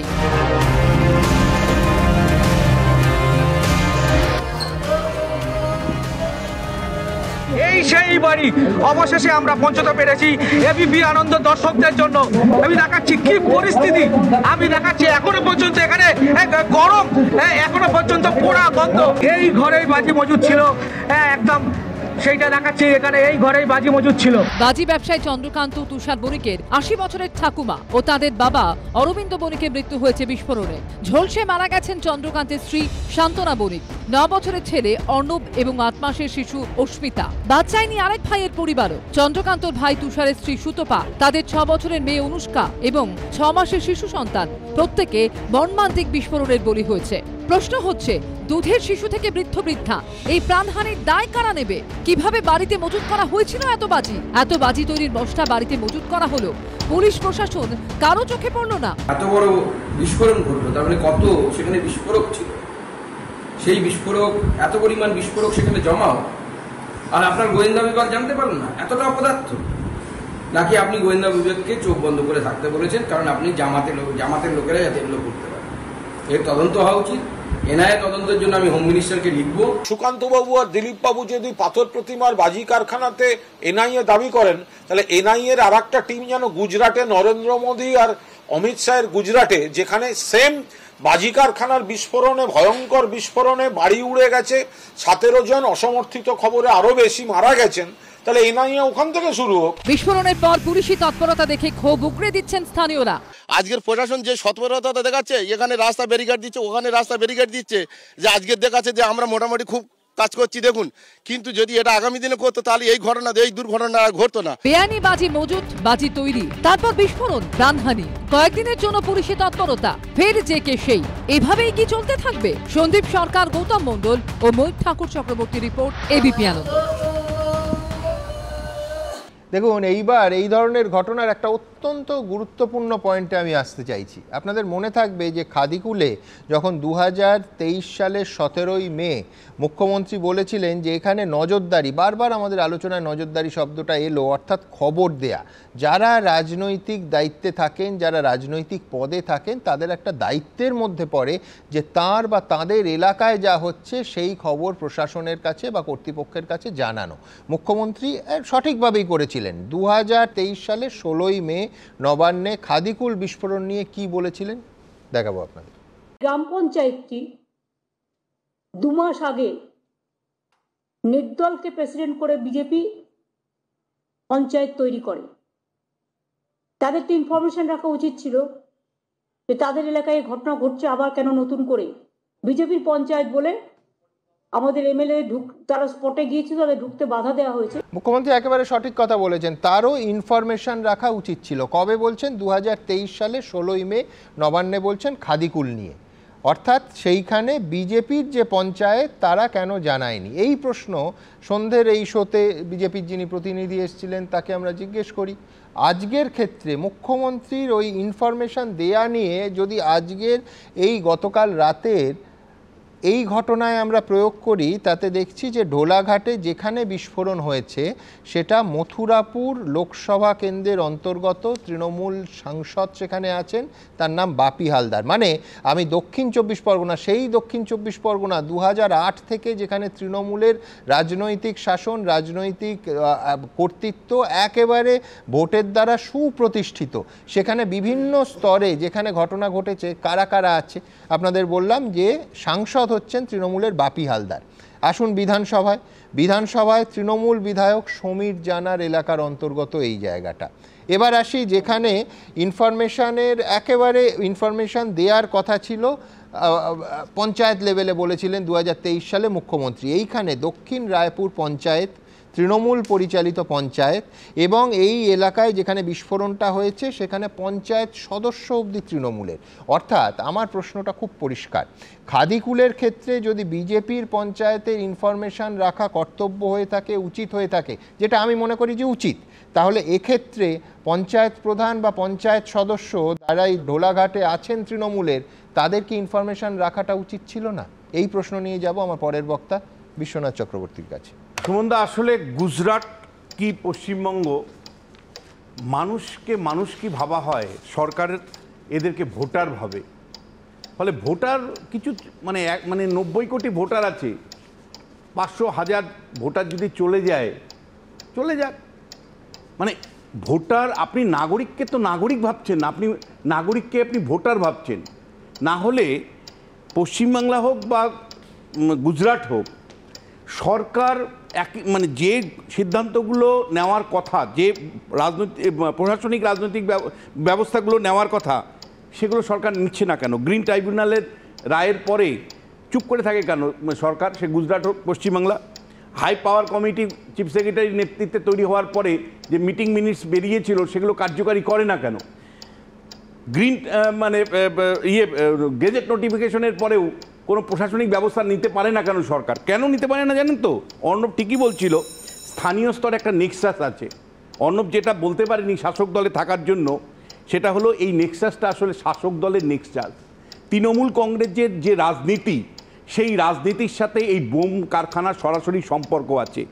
তৃণমূল কংগ্রেস যে কন্যাশ্রী যুবশ্রীর খেলার সাথে নিশ্চয়ই দিয়েছে, কিন্তু একই সাথে তৃণমূল কংগ্রেস যে মার্শালিং পলিটিক্স করে, অর্থাৎ পেশি শক্তির রাজনীতি করে, সেখানে যে কোনো মূল্যে ক্ষমতাটাকে ধরে রাখতে হবে। এবং এই ধরে রাখতে গিয়ে এই বেআইনি বাজি কারখানাগুলো কখনো কখনো বাজি তৈরি করে, তো কখনো কখনো বোম তৈরি করে। এবং এই বোম তৈরি করবার প্রশ্নে মানে এই বোমগুলোকে ম্যাক্সিমামই শাসক দল ব্যবহার করে। এবং এই ব্যবহার করতে গিয়ে পুলিশ প্রশাসনকে যেমন হপ্তা দিতে হয়, আবার ঠিক তেমনিভাবে স্থানীয় নেতাদেরকেও কনফিডেন্সে রেখে কিন্তু এই বাজি কারখানাগুলো চালাতে হয়। এবং এই বাজি কারখানাগুলো কেবলমাত্র ওই মানে লাল নীল যে বাজি বা পুজোর বাজি, সেই জন্য কিন্তু এই কারখানাগুলো লাভজনক নয়। এগুলো হলো নির্বাচনে ব্যবহার করার যে বোম, সেগুলো বিরাট দামে বিক্রি হয় এবং তার মধ্য দিয়েই কিন্তু এদের লাভ, মানে মালিকদের লাভ। সেই কারণে ঝুঁকি নিয়েও, জেল খাটার পরেও তারা বাজি কারখানাটাকে জারি রাখে। কেন এত স্বার্থ? তার কারণটা হলো যে বোমা তৈরি করলে বিপুল টাকা, সেই টাকার লাভজনক টাকা। এবং আপনাকে খুব পরিষ্কার করে বলতে চাই যে তৃণমূল কংগ্রেসের নির্বাচনী রাজনীতি এবং যে শাসন যে অবস্থান, তার সাথে কিন্তু এই বাজি কারখানাগুলো দিনের পর দিন কেন রয়ে গেছে, কেন সরকার সদিচ্ছার পরিচয় দিতে পারছে না, কেন হায়ার ডিগ্রি হাই লেভেলে কমিটি তৈরি করে তার সুপারিশ কার্যকারী করতে পারছে না? তার কারণ তৃণমূল কংগ্রেস গভর্নেন্সের জায়গাটাকে অ্যাড্রেস করতে চায় না। কারণ ললেসনেস থাকাটার মধ্যেই তৃণমূল কংগ্রেসের স্বার্থ যুক্ত আছে। যত ললেসনেস থাকবে, তত বিরোধী শূন্য থাকবে, তত তৃণমূল কংগ্রেসের প্রভুত্ব থাকবে। দক্ষিণ চব্বিশ পরগনা, যেখানে একের পর এক বাজি কারখানা বিস্ফোরণ ঘটছে, দক্ষিণ চব্বিশ পরগনার বিরোধী বলে কেউ আছে?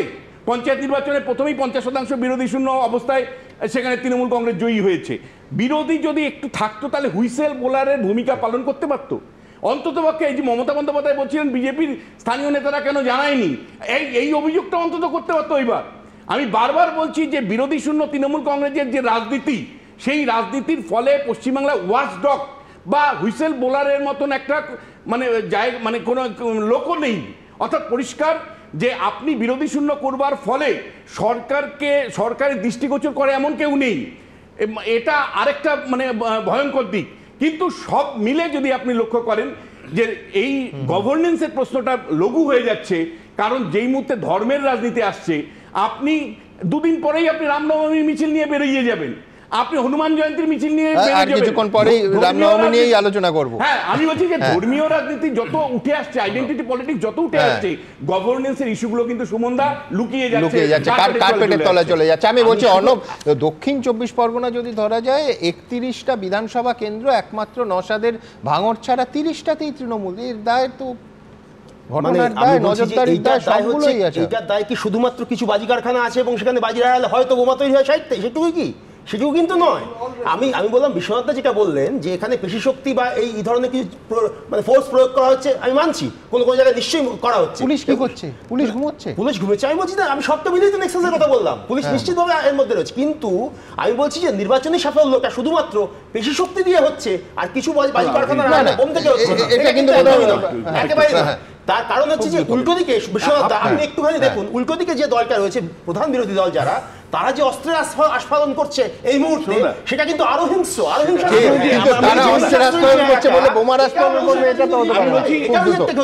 আমার অভিযোগটা কিন্তু অর্ণবের প্রতি না, আপনার প্রতি। কেন আপনি পুলিশকে আলাদাভাবে দেখছেন, কিন্তু আমি বলছি পুলিশ তৃণমূল কংগ্রেস শাসক, আপনি যদি একটা ত্রিভুজ আঁকেন, একটা ত্রিভুজের মধ্যে আবদ্ধ, ফলে পুলিশের যে আপনি অটোনমির কথা বলেন, পশ্চিমবাংলা কি সত্যি প্রশাসন পুলিশের অটোনমি আছে? পুলিশ তো পুরোপুরি তৃণমূলীকরণ ঘটেছে, পুলিশের পলিটিসাইজেশন। আমি তোমায় বলছি পশ্চিমবাংলা হাইয়েস্ট শীর্ষ আছে। না না, কোন সবগুলো রাজ্যে আছে, সব রাজ্যে আছে।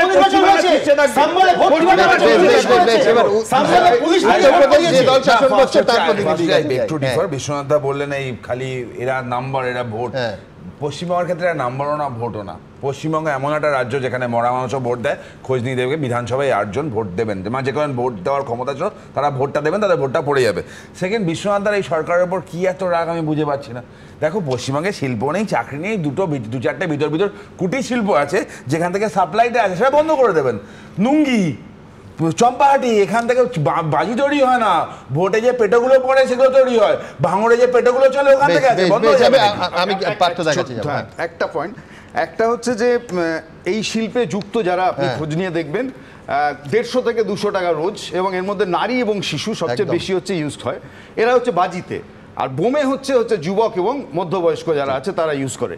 ফলে এটা ওই এলাকার মানুষরা জানেন না, জনপ্রতিনিধিরা, যেখানে আপনি একটা 2 ফুট বাই 2 ফুট গর্ত খুঁড়তে গেলেও হাত পেতে টাকা চাইতে চলে আসে, সেখানে বাজি কারখানা হচ্ছে 8 বছর 10 বছর ধরে চলছেন। মুখ্যমন্ত্রী বলছেন জানে না, পঞ্চায়েত বলছে সেই অভিযোগে সেই মালিক গ্রেফতার অবধি হয়েছে। এবং তাই বলছি যে যেটা বললেন, আমি একটা কথা বলছি, সরকারি শাসক দল এই ভূমিকা নিচ্ছেন, এটা যেমনি ঠিক কথা। এই প্রশ্নে যা বারবার আমরা যখন চেঁচাচ্ছি বা বলছি, লাগাতারভাবে কোন বিরোধী দল পশ্চিমবঙ্গের বুকে এই দাবিটা করেছেন যে নিষিদ্ধ করতে হবে এই ধরনের বেআইনি, এটা কিন্তু করেননি। না না, কিন্তু ভোট ব্যাংকের রাজনীতি, আই এগ্রি, নবদা একদম গুরুত্বপূর্ণ অংশ একটা তুলেছেন। একদম অনেক ভালো কাজ করেছেন তারা, নিশ্চয়ই, কিন্তু বাজির প্রশ্নে তাদের ভূমিকা এর থেকে ভালো কিছু ছিল না। আমি নিজে যেহেতু দীর্ঘ বছর ধরে এটা নিয়ে কাজ করি, দক্ষিণ 24 পরগনার তদানীন্তন এখন বর্তমানে আছেন তিনি, যতটুকু দায়িত্বে আছেন, যাই হোক, তিনি যে নেতা ছিলেন এবং এমপি ছিলেন, তিনি পলিউশন কন্ট্রোল বোর্ডের এই ভূমিকার জন্য যেখানে নিষিদ্ধ ঘোষণা করছেন তারা এলাকার পর এলাকা, তিনি ডেপুটেশন নিয়ে গেছেন যাতে না করা হয়। 20 বছর আগে না নবদা, বাজি তৈরির প্রযুক্তি যা ছিল 20 বছরে কিন্তু একটা পরিবর্তন হয়েছে। আমি বলছি লেফটের সময় সৌগত রায় তো ঠিক উল্টো কথা বলে, যে বোমা বা বাজির প্রযুক্তির পরিবর্তন হয়নি।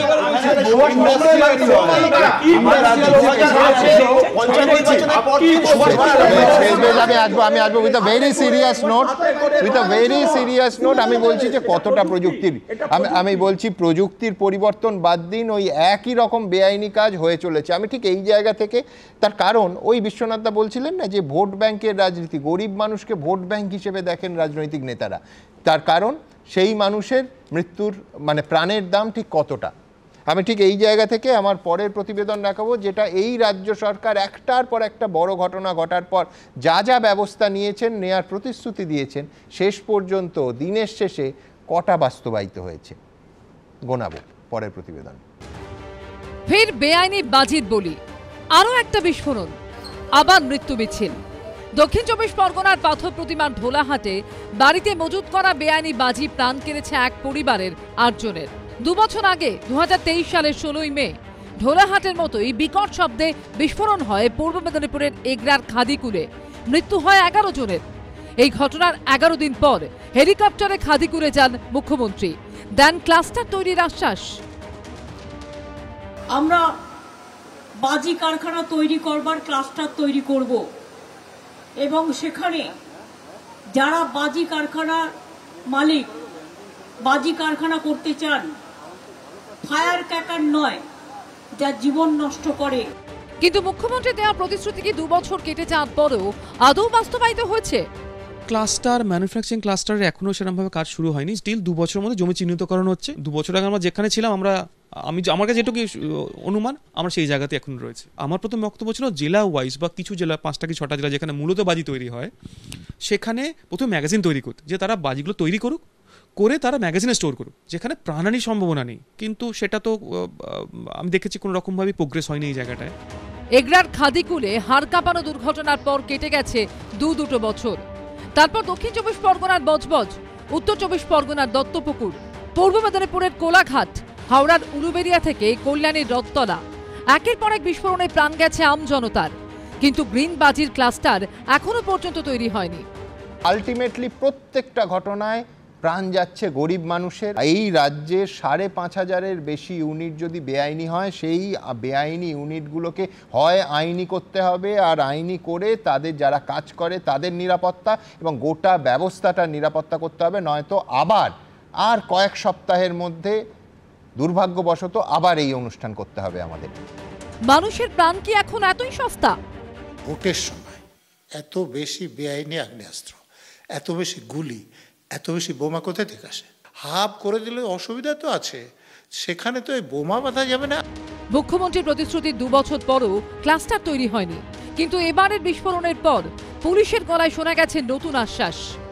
লোকালয়ের মধ্যে বাচ্চা আছে, বয়স্ক আছে, পাড়া প্রতিবেশী আছে, বাজারহাট আছে, স্কুল কলেজ আছে, সেইখানে যাতে বাজি মজুত না করা হয়, যাতে স্টোরেজ করা যায় কোনো একটা সেফ জায়গায়, কোনো একটা যেখানে মানুষের জনবসতি নেই এমন কোনো জায়গায়, সেইটা আমরা ডেফিনেটলি খুব শীঘ্রই আমরা বৈঠক করব। আর কত আশ্বাস, আর কত প্রতিশ্রুতি। এক একটা এলাকা, এক একটা জেলা, অনেক দূরের জেলা, সব রাজ্যের সব বাজি ব্যবসায়ী তারা নিশ্চয়ই একটা জেলার, একটা এলাকার, একটা গ্রামে দোকান খুলে বসে নেই তো, ফলে তারা তো সারা রাজ্যেই ছড়িয়ে তারা ব্যবসা করেছে। পুলিশ প্রশাসন বারবার সতর্ক হতে বলছে, যথেষ্ট মনিটরিং রয়েছে। এটা ননস্টপ চলছে। এগরার খাদিকুল থেকে কয়েকদিন আগে কল্যাণী থেকে ননস্টপ। মমতা যতক্ষণ থাকবে, বুড়িমার বোম উড়ে গেছে, মমতার বোম উড়বে না, পিসির বোম চলবে। একটা করে বিস্ফোরণ হবে, সরকার প্রশাসন প্রতিশ্রুতি দেবে, আবার আরেকটা বিস্ফোরণ, আরো প্রাণহানির অপেক্ষা। এভাবেই সব চলতে থাকবে। প্রকাশ সিনহা, আশাবুল হোসেন ও দীপক ঘোষের রিপোর্ট, এবিপি আনন্দ। দেখুন, এই একটি বিষয় যেখানে কেউ বলতে পারবেন না যে ভারতবর্ষে কড়া আইন নেই। সেই কড়া আইন, সেই সরকারি নিয়ম কি বলছে? সরকারি নিয়ম বলছে যে 15 কেজি পর্যন্ত মশলা দিয়ে সবুজ বাজি তৈরি করতে গেলেও national environmental engineering research institute, পরিবেশ দফতর এবং দমকলের অনুমতি নিতে হবে। সরকারি নিয়ম বলছে যে 500 কেজি পর্যন্ত মশলার বাজি তৈরি করতে গিয়ে petroleum and explosive safety organisation, national environmental engineering research institute এবং পরিবেশ দফতর এবং দমকলের অনুমতি নিতে হবে। এবং সুপ্রিম কোর্টের স্পষ্ট নির্দেশ অনুযায়ী বাজি শিল্প উন্নয়ন সমিতি যা বলে, রাজ্যে শুধুমাত্র গ্রিন বাজি হচ্ছে বৈধ, অন্য সমস্ত বাজি বেআইনি। আই রিপিট, অন্য সমস্ত বাজি গ্রিন বাজি ছাড়া বেআইনি। মহেশতলা বজবজ অঞ্চলের 6টা, দার্জিলিংয়ের 1টা কারখানায় কনসেন্ট টু অপারেটের অনুমতি দেয়া আছে। অর্থাৎ এই শিল্প বাণিজ্য অধিকর্তা যে মহেশতলা বজবজ এলাকায় 6টি এবং দার্জিলিংয়ের 1টি বাজি কারখানাকে অনুমোদন দিয়েছে। জেলায় জেলায় এই যে ভুঁইফোর, বেআইনি বাজি কারখানা, বাজি মজুদের কারবার, এর সমস্তটা বেআইনি এবং দণ্ডনীয় অপরাধ। এ নিয়ে কোনো দ্বিধার জায়গা নেই। আমার পরের বক্তা ফিরদৌস শামীমের কাছে আসবো। অর্থাৎ পরিষ্কার একটা জায়গায় যে আইন কিন্তু একেবারে স্পষ্ট করে দিচ্ছে কোনটা আইনি কোনটা বেআইনি, কোনো এর মধ্যে দ্বিধা, অ্যাম্বিগুইটি, ধোঁয়াশা এবং ওভারল্যাপিংয়ের জায়গা নেই। তবে ফিরদৌসকে অবশ্যই প্রশ্ন করা দরকার, সেটা হচ্ছে ঘোলাহাটের এই ঘটনায় বিস্ময়করভাবে আমরা লক্ষ্য করলাম যে 8টা মানুষের 3টে শিশু সহ প্রাণ চলে যাওয়ার পরও এক্সপ্লোসিভ সাবস্টেন্স অ্যাক্টে মামলা হলো না। সেটা কি আমি জানি না। এক্সপ্লোসিভ সাবস্টেন্স অ্যাক্টে মামলা হলে সরাসরি এনআইএ তদন্তভার গ্রহণ করতে পারে, সেই কারণে। এবং 8 জনের মৃত্যুর পর 3টে শিশু সহ মামলা করা হলো কিন্তু West Bengal fire service act অনুযায়ী, মানে সেটা লঙ্ঘনের জন্য। এর পিছনে কি এনআইএর জুজু আমি জানি না। ফিরদৌস কি বলে? দেখুন, প্রথমেই বলি, আপনি যে সুপ্রিম কোর্টের বারবার যে মামলার কথা উল্লেখ হচ্ছিল না, অর্জুন গোপালের মামলা 2023 অক্টোবর 2018 সালের একটি রায়, এবং সেখানে আপনি যদি রায়টি পড়েন সেখানে খুব সুন্দরভাবে বর্ণনা করা হয়েছে কার কি দায়িত্ব। সেখানে রাজ্য সরকার এবং কেন্দ্র সরকারকে বলেছিল জনসচেতনতা তৈরি করতে। এবং আপনি যদি ওয়েস্ট বেঙ্গল পলিউশন কন্ট্রোল বোর্ডের ওয়েবসাইটে চলে যান, আপনি একটা জিনিস লক্ষ্য করবেন কি, যে গ্রিন ফায়ারওয়ার্কস একটা লোগো, মানে সেখানে এফএকিউতে বলা আছে যে গ্রিন ফায়ারওয়ার্কস কী এবং সেখানে কী ধরনের লোগো থাকবে। দেখুন, গ্রিন ফায়ারওয়ার্কস লোগো হচ্ছে এটা। এই ধরনের লোগোযুক্ত গ্রিন ফায়ারওয়ার্কসই শুধুমাত্র বাজারে বিক্রয়যোগ্য হতে পারে, এবং এটি সার্টিফাই করবে কে? সিএসআর নেরি। আপনি যদি বাজার ঘুরে দেখেন, একটিও ফায়ারওয়ার্কস পাবেন না যেখানে এই ধরনের লোগো আছে। আমি অন্ততপক্ষে চাইব যে এবিপি আনন্দ অন্ততপক্ষে এই দায়িত্ব তুলে নিক, যে এই জনসচেতনতা যেটা রাজ্য সরকারের করা উচিত ছিল, যেটা কেন্দ্রের সরকারের করা উচিত ছিল, অন্ততপক্ষে এবিপি আনন্দের মাধ্যম দিয়ে জনগণ জানুক যে এই লোগো ছাড়া আপনারা কোনো সবুজ বাজি কিনবেন না, কারণ এই সব যদি লোগো না থাকে তাহলে সেটি কিন্তু বৈধ নয়। ওয়েস্ট বেঙ্গল পলিউশন কন্ট্রোল বোর্ডের ওয়েবসাইটে চলে যাবেন, সেখানে কিন্তু আপনারা পেয়ে যাবেন। কিন্তু দুর্ভাগ্য হলেও সত্য কি জানেন, এখানে নবদা আছে, অনেক দিন ধরে কাজ করছে, জিজ্ঞাসা করুন যে সিএসআর নেরির একটিও লাইসেন্স করা, সার্টিফাই করা সবুজ বাজি এই রাজ্যে পাবেন না। এবার আসি ওই রায়ের একটি অংশে, সেখানে কি বলেছে। আমার রাজ্যে বারবার দেখবেন এই ধরনের শব্দবাজির বিস্ফোরণে, এই যে অবৈধ বাজি বলতে পারেন, বাজি কারখানায় বিস্ফোরণ হয়। বাজি কারখানায় বিস্ফোরণের পরে আমরা কি দেখি, পুলিশ অফিসারের একটি সাংবাদিক সম্মেলন। সাংবাদিক সম্মেলনে তিনি বেশ একদম রাজনৈতিক নেতার মতো ব্যালেন্স করে কথাবার্তা বলে যান, কিন্তু রায়ের অংশে কি বলছে, যদি কোনো এলাকায় এই আইনের ব্যত্যয় ঘটে তাহলে রেসপন্সিবল কে থাকবেন? ওই থানার রেসপন্সিবল অফিসার, তিনি রেসপন্সিবল থাকবেন। আমার প্রশ্ন আপনার এই অনুষ্ঠানের মাধ্যম দিয়ে এই পশ্চিমবঙ্গের পুলিশ কর্তৃপক্ষকে, যে এলাকায় ঘটুক না কেন, রাজ্য পুলিশ বা কলকাতা পুলিশের যে এলাকায় ঘটুক না কেন, আপনারা এখনো পর্যন্ত কতজন পুলিশ আধিকারিকের বিরুদ্ধে ব্যবস্থা গ্রহণ করেছেন? একজনের বিরুদ্ধেও করেননি। এবার আসে আপনার তৃতীয় প্রশ্নে, যেখানে বললেন যে এক্সপ্লোসিভ সাবস্টেন্স অ্যাক্ট কেন দেওয়া হয়। দেখুন, আমাদের এনআইএ অ্যাক্ট খুব পরিষ্কার, সেখানে শিডিউল অফেন্স হলে এনআইএ তদন্ত করতে পারে। ফলে এখানে যদি শিডিউল অফেন্সে অ্যাট্রাক্ট না করে, সেই জন্য সেটিকে বাইপাস করার জন্য এরা যেন প্রকারেণ ওই এনআইএ তদন্তটিকে বাইপাস করতে চায়।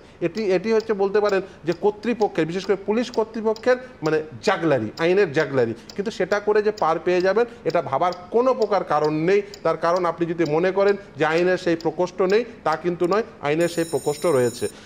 আমি কর্তৃপক্ষকে বলবো, বিশেষ করে এই যে শব্দবাজি নাকি এই গ্রিন ক্র্যাকার অর্থাৎ সবুজবাজি, এই বিতর্কে আর আটকে থাকার সময় নেই।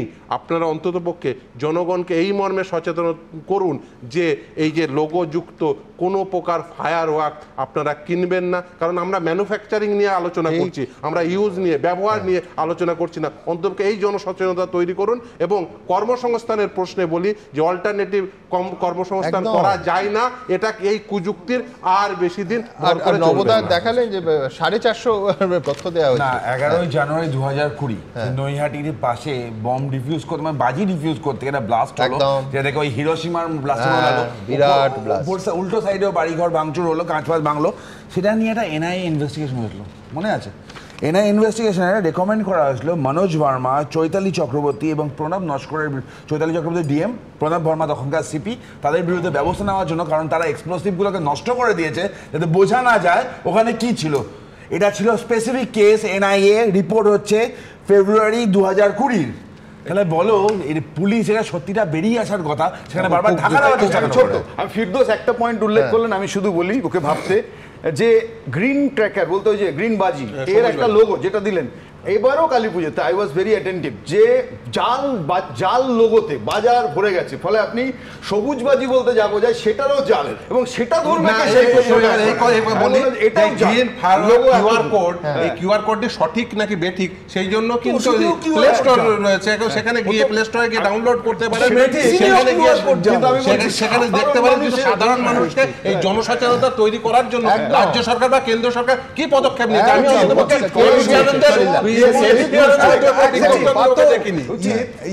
একটা শিডিউল অফেন্স, এটা অ্যাভয়েডেবল এই কারণে, তুমি চিন্তা করো বাবাকে বলছে বাবা খুন করেছে ওই বাচ্চাকে, বাবা খুন করেছে তার মাকে, 80 বছরের পৌরাকে, হত্যা, এই কেস কি দাঁড়াবে? কিন্তু শিডিউল অফেন্স যদি হয়, এক্সপ্লোসিভ সাবস্ট্যান্স অ্যাক্ট হলে সুমোটো এনআইএর অধিকার আছে, এনআইএ সঙ্গে সঙ্গে সেই শিডিউল অফেন্স নিয়ে নেবে। এইটাকে অ্যাভয়েড করার জন্য তুমি যেটা বললে, কারেক্টলি বললে, জুজুর ভয়। কোনো দিন তুমি দেখবে সেই 1884 সালের 9B ইন্ডিয়ান এক্সপ্লোসিভ অ্যাক্টে স্টার্ট করবে কেস, এবং একটা খুনের কেস দিয়ে তারপরে ধামাচাপা পড়ে যাবে। না, আমি ঠিকই এখানে যে কটা কথা হয়েছে বা ফেরদৌস যেটা বললেন, আমি কোথাও এখানে অপোজ করছি না, কিন্তু আমি বারবার করে বলছি, আপনি যে ইকোসিস্টেমের কথাটা বললেন, সেই ইকোসিস্টেমের জাল বলুন বা এই জিনিসটা গোটা ভারতবর্ষেই বিভিন্ন রকমভাবে ছড়িয়ে রয়েছে। এটাকে ভাঙতে গেলে সরকারি তথ্য অনুযায়ী নবদা দেখালেন যে বেশি মানুষ তো এটার কর্মসংস্থানের সঙ্গে যুক্ত নেই, তাদের বিকল্প কর্মসংস্থান দিতে কি বিকল্প সেই যুক্ত নেই, সেখানে সেই সদিচ্ছা, এবং এক্ষেত্রে আমার মনে হয় যে এই যে লোকাল লেভেলেও যদি নেতা হোক, পুলিশ হোক, যদি এরা যুক্ত থাকে, এইটার উপর কিছু নির্ভর করছে না, মানে এখানে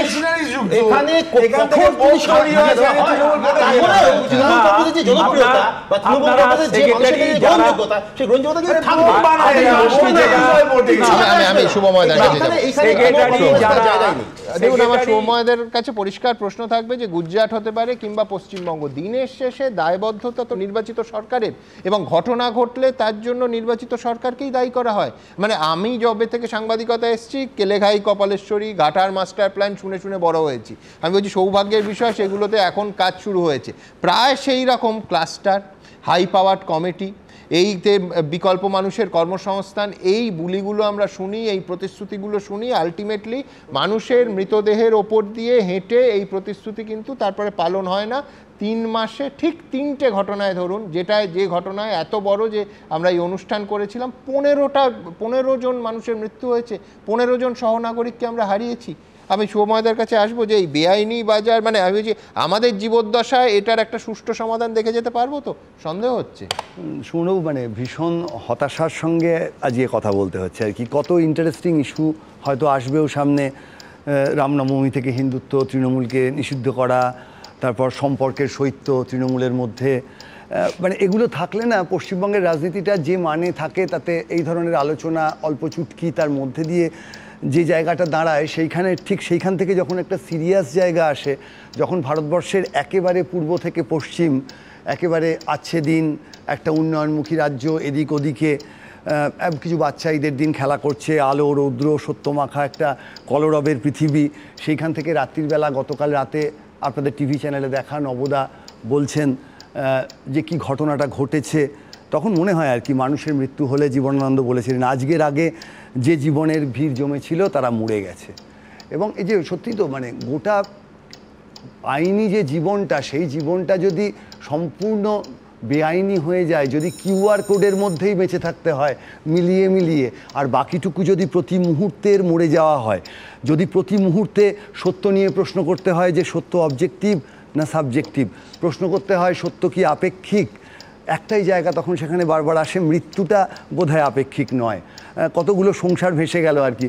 আপনি যেমন বললেন আপেক্ষিকতা কিন্তু আপনি অস্বীকার করতে পারবেন না।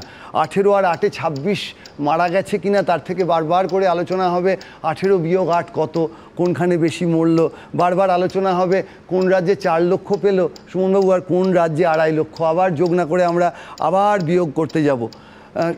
প্রবাবিলিটি যদি কষেন কত অল্প মানুষ মরে গেছে, তলায় তো 150 কোটি সুমনবাবু, আবার কালকে হারিয়ে যাবে এটা। রাজনৈতিক নেতারা মাথায় রাখতে পারবেন না, আমরাও কতটা মাথায় রাখতে পারবো আমরা জানি না। চন্দ্রকান্ত বণিক গ্রেপ্তার হয়ে ছাড়া পেয়েছিলেন, আজকে পরিবারের এই দুর্দশা দেখে তিনি হয়তো একবার ভাববেন যে জেলে থাকলেই হয়তো ভালো হতো, যে ঘটনাটা ঘটে গেল তার থেকে হয়তো জেলে থাকাটাই ভালো ছিল। আজকে সুপ্রতিম সরকার মহাশয় অত্যন্ত নৈবর্তিকভাবে, অত্যন্ত ভালোভাবে গোটা সমাজের অবস্থানটা বুঝিয়েছেন আর কি। তার বক্তব্যের মধ্যে তিনি বলেছেন লোকালয়ের মধ্যে যেন বাজি মজুত না হয়। তিনি যা বলেছেন তার মধ্যে প্রচুর প্রশ্ন, যে কি হলো আমাদের খুঁজে দেখতে হবে। একটা প্রশ্ন তো জাগে সত্যি, ধরুন এই সিভিক পুলিশ, একটা তো তার ভালো দিক আছে, একই লোকালিটির থেকে মানুষকে নিয়ে তাদেরকে কাজ দেয়া। তা সিভিক পুলিশ তো সেই অঞ্চলে, তারা সেই অঞ্চলে চাকরি করেন, তারা যখন দেখতে পাচ্ছেন এই দুর্নীতি প্রতি মুহূর্তে হচ্ছে, তারা তো বেশিরভাগই তৃণমূল কংগ্রেসেরই লোক, তারা গিয়ে বলতেই তো পারেন যে নিজের দলকে, নিজের দলের নেতাকে, যে হ্যাঁ এখানে বাজি জমিয়ে রাখছে, বলছে না, লুকিয়ে রাখছে এবং এর থেকে বড় বিপদ হতে হবে। সত্যি তো আগামী দিনে কি করব, যদি সিভিক পুলিশ দিয়ে ভালো কাজ করতে হয় তাহলে তারা যদি প্রতিটি পাড়ায় থাকে তাহলে তারা তো একটা আলোর সন্ধান দিতে পারে। তৃণমূল কংগ্রেসের কোনো নেতার কি সেইটা ভাবার সময় হবে? অর্থাৎ মূল জায়গাটা হচ্ছে কতটুকু সিরিয়াস রাজনৈতিক নেতারা, কতটুকু তারা সলিউশন করতে চান, এই জায়গার মধ্যে ভীষণ অস্পষ্টতা। সেই জন্যে কি হয়, জ্যোৎস্নায় তবু সে দেখিল কোন ভূত, ঘুম কেন ভেঙে গেল তার, অথবা হয়নি ঘুম বহুকাল, লাশ কাটা ঘরে শুয়ে ঘুমায় এবার, কোনো দিন জাগিবে না আর। যে বাচ্চাগুলো চলে গেল তারা আর কোনো দিন জাগবে না সুমনবাবু। চলুন আমরা কিছুক্ষণ পর আবার অন্য আলোচনায় চলে যাই। যত তাড়াতাড়ি এই যন্ত্রণাটা, এই কষ্টটা, এই একটা চরম হতাশা, বলতে না ইচ্ছা করা তা সত্ত্বেও বলার চেষ্টা করা, এইভাবে প্রতিদিন একই ঘটনা ঘটবে আমরা জানবো ভানুবাগ বাম আমল থেকে তৃণমূল আমল অবধি একইভাবে, এবং তারপর তাকেও কিন্তু মারা যেতে হলো। একদম। আমি বলছি আমি প্রত্যেকবার এই পর্বের অংশটা যখন শেষ হয় তখন বলি যে এটাই শেষ নাকি আবার এই মৃত্যুগুলো, এই রক্তমাখা সব দেহগুলো, এই ঝলসে যাওয়া শরীরগুলো নিয়ে আবার অনুষ্ঠান করতে হবে। আর যদি সরকার প্রশাসন তারা উঠে পড়ে না বসে, সমস্ত স্তরে সচেতনতা না শুরু হয়, তাহলে এইটা আবার কয়েক মাসের মধ্যে আবার আমাদের এই অনুষ্ঠানে একই বিষয় করতে হবে। আর বিশ্বাস করুন গত 3 মাসে 3টে ঘটনায় যখন 15 জন মানুষকে আমরা হারাই, তখন আশঙ্কা হয় যে আবার কবে এই ঘটনা নিয়ে এই আলোচনা চালিয়ে নিয়ে যেতে হবে। আমি জানি না আপনারা কি বলছেন, আপনারা জানেন আমাদের ভেরিফাইড এক্স অ্যাকাউন্ট সঙ্গে সুমন@IAM দে। প্রচুর মন্তব্য, দ্রুত একটা মন্তব্য নিয়ে নেব। অতীশচন্দ্র ভাওয়াল লিখছেন প্রশাসনের চরম গাফিলতির কারণে আর কত প্রাণ গেলে সরকারের টনক নড়বে। সুভাষ ঘোষ রাজা লিখছেন বাংলা হোক কিংবা গুজরাট, জীবন বাজি রেখে বাজি তৈরি অবিলম্বে বন্ধ হোক। চিন্ময় চক্রবর্তী লিখছেন পুলিশ মাসোহারা নিতে ব্যস্ত থাকলে বাজি মজুদ আটকাবে কি করে। অয়ন বন্দ্যোপাধ্যায় লিখছেন এ রাজ্য হোক কিংবা গুজরাট, এতগুলো গরিব মানুষের মৃত্যুর দায় রাজ্য প্রশাসনকে নিতে হবে। কিশলয় বিশ্বাস লিখছেন এত বেআইনি বাজি মজুত হচ্ছে আর পুলিশ জানে না, এটা হতে পারে? ঠিক এইখান থেকে যে হতাশা শুভময়দার গলায় ছিল, যে একটার পর একটা ঘটনা চোখে আঙুল দিয়ে দেখিয়ে দেয় যে ক্লাস্টার, হাই পাওয়ার কমিটি, বড় বড় আমলা, শীর্ষ আমলাদের নেতৃত্বে ব্যবস্থা, সেই সমস্ত ব্যবস্থা ফেল করছে। ইচ্ছাকৃত অথবা অনিচ্ছাকৃতভাবে কিচ্ছু এগোচ্ছে না, কিচ্ছু পাল্টাচ্ছে না। পরপর যদি ঘটনা দেখেন দত্তপুকুর, খাদিকুল, কল্যাণী, মনে হবে এই একই কথা। ঠিক যেন অ্যাকশন রিপ্লে। এগরার খাদিকুল গ্রামের বাজি কারখানায় বিস্ফোরণের 3.5 মাস পর 2023 সালে উত্তর 24 পরগনার দত্তপুকুরে বাজি কারখানায় ভয়াবহ বিস্ফোরণ হয়। আজ এই লাইভ অনুষ্ঠানটা না করে যদি 3.5 মাস আগের মে মাসের এগরায় বিস্ফোরণের 11 জনের মৃত্যুর পর করা অনুষ্ঠানটা রিপিট করে দিতাম, বিশ্বাস করুন আপনারা হতবাক হয়ে দেখতেন সেটা আজও একই রকম প্রাসঙ্গিক। তার কারণ আমাদের এই রাজ্যে আসলে কিচ্ছু পাল্টায় না, কিচ্ছু পাল্টায়নি। 9 বছর আগের খাগড়াগড় বলুন কিংবা 3.5 মাস আগের এগরা কিংবা মহেশতলা, হুবহু একই রকম বেআইনি বোমা অথবা বাজির কারখানা, বহু একই রকম অভিযোগ পাওয়া সত্ত্বেও পুলিশের সম্পূর্ণ নিষ্ক্রিয়তা কিংবা হয়তো অপরাধে সক্রিয় সহযোগিতাও। আর ঘটনার পর ওই কখনো হবে না টাইপের গুচ্ছ গুচ্ছ সরকারি প্রতিশ্রুতি, যা কখনো পূরণ হয় না। কিন্তু বিস্ফোরণের 9 জনের প্রাণহানির 2 বছর পরও দত্তপুকুর আছে দত্তপুকুরেই। অভিযোগ এখনো চলছে বেআইনি বাজির ব্যবসা। 2023 সালের 27 আগস্টের সেই অভিশপ্ত সকাল, দত্তপুকুরের মোচপোল গ্রামে শামসুল আলীর বাড়িতে ভয়াবহ বিস্ফোরণ। আমরা দাঁড়িয়ে আছি ঠিক সেই বাড়িতে, এখন ধ্বংসস্তূপের চিহ্ন এদিক ওদিক ছড়িয়ে ছিটিয়ে পড়ে রয়েছে। তার আগের দিনই প্রচুর বারুদ এখানে মজুদ রাখা হয়েছিল এই গোডাউনে, এবং সেই বারুদের টিন যখন খুলতে যান কেরামত আলী, তখনই আচমকা বিস্ফোরণ। এবং বিস্ফোরণের ভয়াবহতা এতটাই ছিল যে আশপাশের বাড়ি পর্যন্ত ক্ষতিগ্রস্ত হয়েছিল।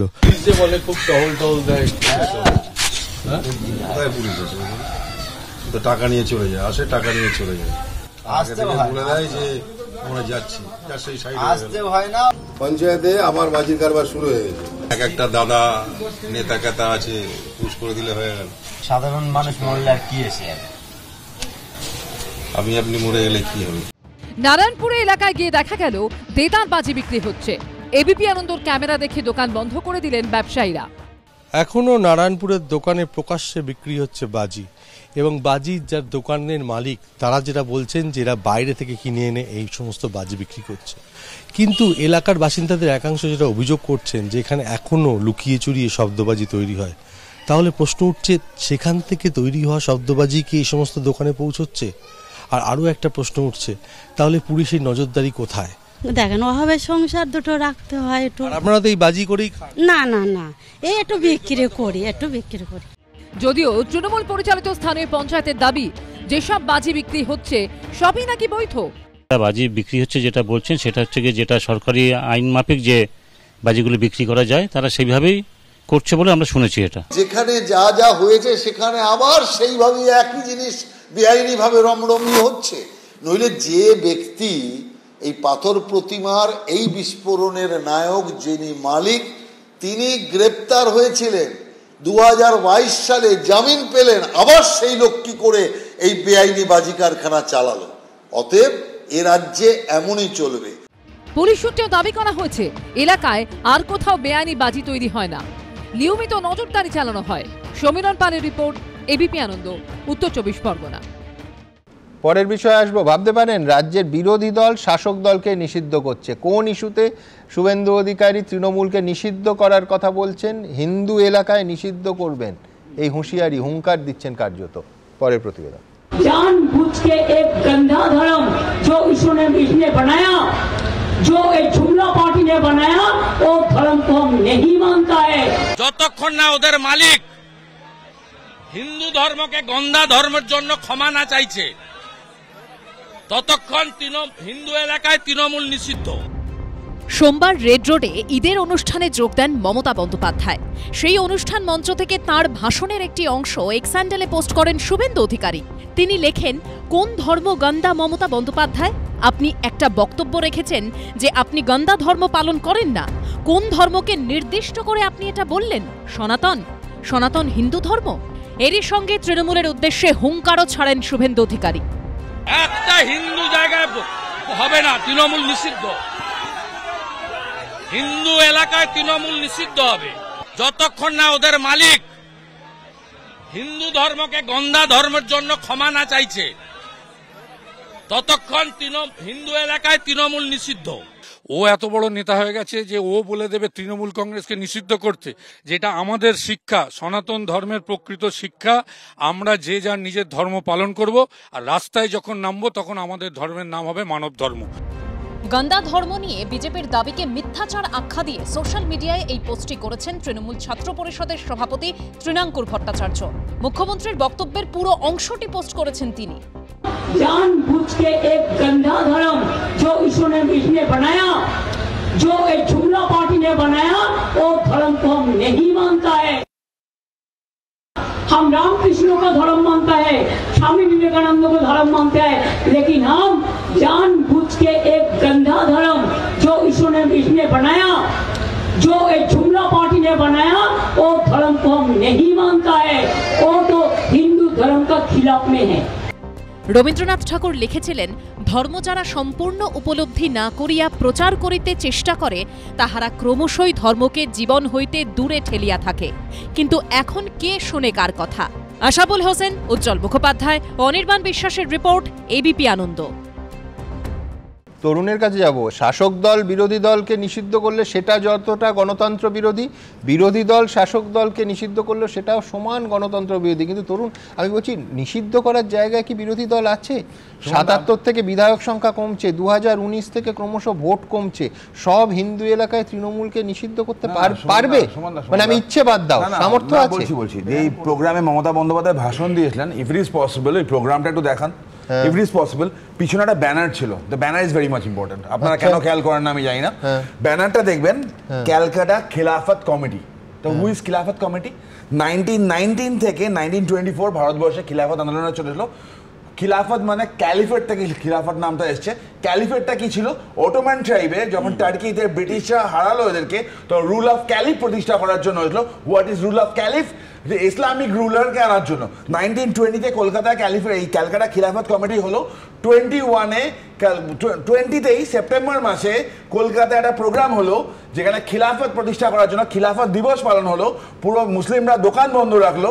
তার বাকিটা বলে যে মহাত্মা গান্ধী সমর্থন করেছিলেন খিলাফত আন্দোলনকে। আম্বেদকর বলেছিলেন যে মহাত্মা গান্ধী এই খিলাফত যাদের ইন্টেনশন ইজ সামথিং ডিফারেন্ট, সেটা কেন সাপোর্ট করছে আই হ্যাভ নো ক্লু। এটা মানে আম্বেদকর কোট আনকোট বললো এই খিলাফতের আরেকটা আউটকাম হলো মহাত্মা গান্ধী এখন এই কাজ করলে কি অ্যান্টি ন্যাশনাল বলতে? আসছি এসলো মোপলার যে রাইটটা হলো তার একটা রিজন ছিল, যখন মানে আম্বেদকর সাহেব এগুলো বলেছেন। সেই ক্যালকাটা খিলাফত কমিটি তার প্রোগ্রামে গিয়ে মমতা বন্দ্যোপাধ্যায় যদি বলে হিন্দু ধর্ম গন্দা ধর্ম, নর্মাল তো এটা কোয়াইট নর্মাল। কারণ যে মমতা বন্দ্যোপাধ্যায় রাস্তার মাঝখানে দাঁড়িয়ে, আমি আগের দিন বললাম না, নিজের ধর্ম পালন করতে গেছেন রাস্তার মাঝখানে যে আল্লাহ ছাড়া আর কোনো ঈশ্বর নেই, সে বলবেই তো বিজেপি গণতন্ত্র মানেই না, প্রথম কথা হচ্ছে। নাম্বার 2 হচ্ছে খিলাফত নিয়ে উনি বলছেন, আমি যদি তাকে পাল্টা প্রশ্ন করি, ওরা তো হিন্দু রাষ্ট্রের কথা বলেন। খিলাফত যদি হয় হচ্ছে একটা ইসলামিক স্টেট তৈরি করা, তাহলে এই হিন্দু রাষ্ট্র তৈরি করা হিন্দু রাষ্ট্রের ক্লজগুলো কি? আমি বলছি তৃণমূল যদি গণতন্ত্র মানে, তাহলে কেন প্রতিদিন একটা মিছিল কিংবা মিটিং এর জন্য হাইকোর্টে কেন যেতে হবে? এটাও গণতন্ত্র সম্মত নয়। 1 নম্বর। 2 হচ্ছে রেড রোডে ও যে ঘটনার কথা বলছে, যে অনুষ্ঠান প্রত্যেক বছর, গত বছর ঈদের নামাজ থেকে বিজেপিকে আটকানোর ডাক দিলেন, এবছরও ধর্মকে একদম আমি বলছি যে পরিষ্কার রাজনৈতিক বক্তব্য নামাজের মঞ্চ থেকে কেন হবে? 1 নম্বর। 2 হচ্ছে বিজেপি, তোমরা বলো, ওরা অস্বীকারও করে না ধর্মকে রাজনীতিতে ব্যবহার করে, তো তৃণমূল অন্য কোন উদাহরণ আছে? তৃণমূলও তাই করছে। তৃণমূল ধর্মকে ব্যবহার হবে। চন্দ্রবাবু নাইডু হিসাব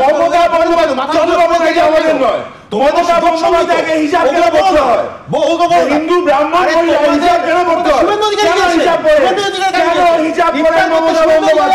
দুজনে বললে কিচ্ছু শুনতে পারবো না।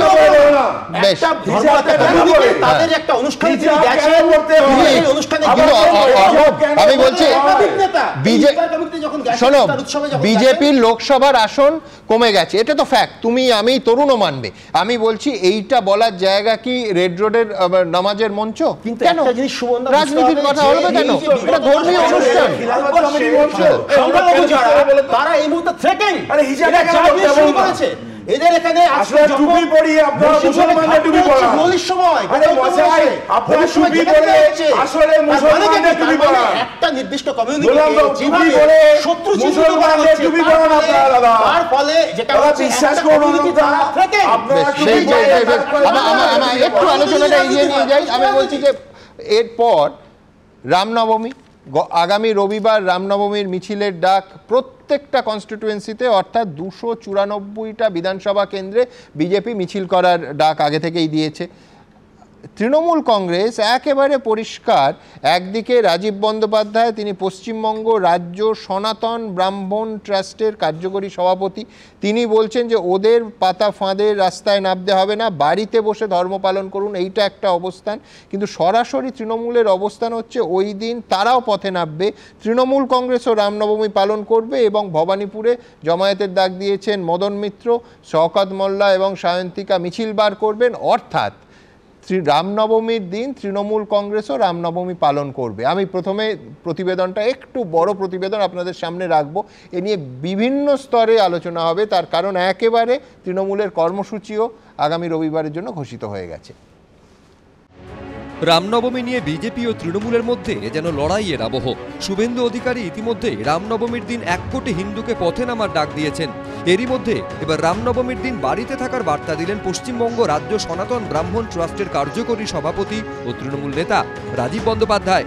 আমরা যারা সনাতন ধর্মের মানুষ, আমরা আপনাদের অনুরোধ করছি, ওদের পাতা ফাঁদে রাস্তায় নামতে হবে না, বাড়িতে বসে আপনারা ধর্ম পালন করুন।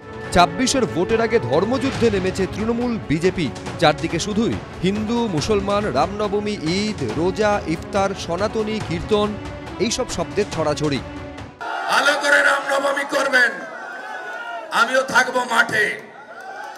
গতবারে 50 লাখ হিন্দু নেমেছিল, 1000 মিছিল হয়েছিল, এবারে 2000 মিছিল হবে, 1 কোটি হিন্দু রাস্তায় থাকবে। এই প্রেক্ষাপটে মঙ্গলবার মেচেদায় ব্রাহ্মণ পুরোহিত সংগঠনের সঙ্গে বৈঠক করেন তৃণমূল নেতা রাজীব বন্দ্যোপাধ্যায়। তার গলায় আবার শোনা গেল অন্য সুর। 1 কোটি হিন্দুকে রাস্তায় নামতে, আরে ওরা কি হিন্দু ধর্মের ইজারা নিয়েছে? এরা শুধু ধর্মটাকে সামনে রেখে নিজেদের সিংহাসন লাভের আশায় রাজনৈতিক স্বার্থ চরিতার্থ করার জন্য এরা রামনবমীকে, এরা ভগবানকেও রাস্তায় নামাতে এরা দ্বিধা করে না। আমরা যারা সনাতন ধর্মের মানুষ, আমরা আপনাদের অনুরোধ করছি, ওদের পাতা ফাঁদে রাস্তায় নামতে হবে না, বাড়িতে বসে আপনারা ধর্ম পালন করুন। গোলা জলে মাছ ধরার জন্য এখন নানা রকম ব্রাহ্মণ কায়স্থ সমস্ত কিছু করে যদি কোনোভাবে লাইমলাইটে চলে আসা যায়, দিদির নজর কাটতে পারে, আর তার লড়াই। অতএব এটা সনাতনী বা ব্রাহ্মণ কায়স্থ এর কিছু ব্যাপার নয়। রাজীব ব্যানার্জির যা কিছু কর্মকাণ্ড তা ব্যক্তি প্রতিষ্ঠার কর্মকাণ্ড, এর সাথে সামগ্রিক অবস্থার কোনো যোগসাজশ নেই। রামনবমী ধর্মীয় অনুষ্ঠান, কিন্তু তাই এখন রাজনৈতিক ডিভিডেন্ড তোলার লড়াইয়ে পরিণত হয়েছে। শুভেন্দু, রামনবমীর আগে পরে বাড়ি থেকে বেরোতে পারবি কিনা, দিল্লি থেকে আরো বেশি ফোর্স চেনে। রবিবার রামনবমী, তার আগে রাজনৈতিক বাকযুদ্ধ চরমে। রামনবমী নিয়ে তৃণমূল বিজেপির মধ্যে যেন হুঁশিয়ারি পাল্টা হুঁশিয়ারির কম্পিটিশন চলছে। রাম ভক্তদের লড়াইয়ে কাঁপছে রাজনীতির আঙিনা। সনাতনীদের উপরে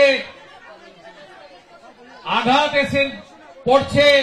জাগো হিন্দু, জাগো হিন্দু, জাগো হিন্দু, সনাতনের জয় হোক।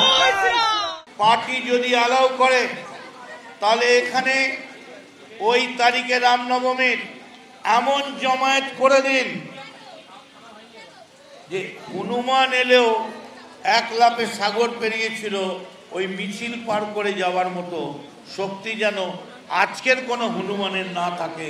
শুভেন্দু, রামনবমীর আগে পরে বাড়ি থেকে বেরোতে পারবি কিনা, দিল্লি থেকে আরো বেশি ফোর্স চেনে, না হলে দীঘার সমুদ্রের মতো জগন্নাথ মন্দিরের আশীর্বাদ নিয়ে এত লক্ষ মানুষ হাজির হয়ে যাবে, বোধহয় তোর আর শান্তিনিকেতনের বাইরে, শান্তি আলয়ের বাইরে থেকে আর বোধহয় বেরোনো সম্ভব হবে না। বিধানসভা নির্বাচনের আগে রামনবমী নিয়ে বিজেপির সঙ্গে কার্যত লড়াইয়ে নামছে তৃণমূলও।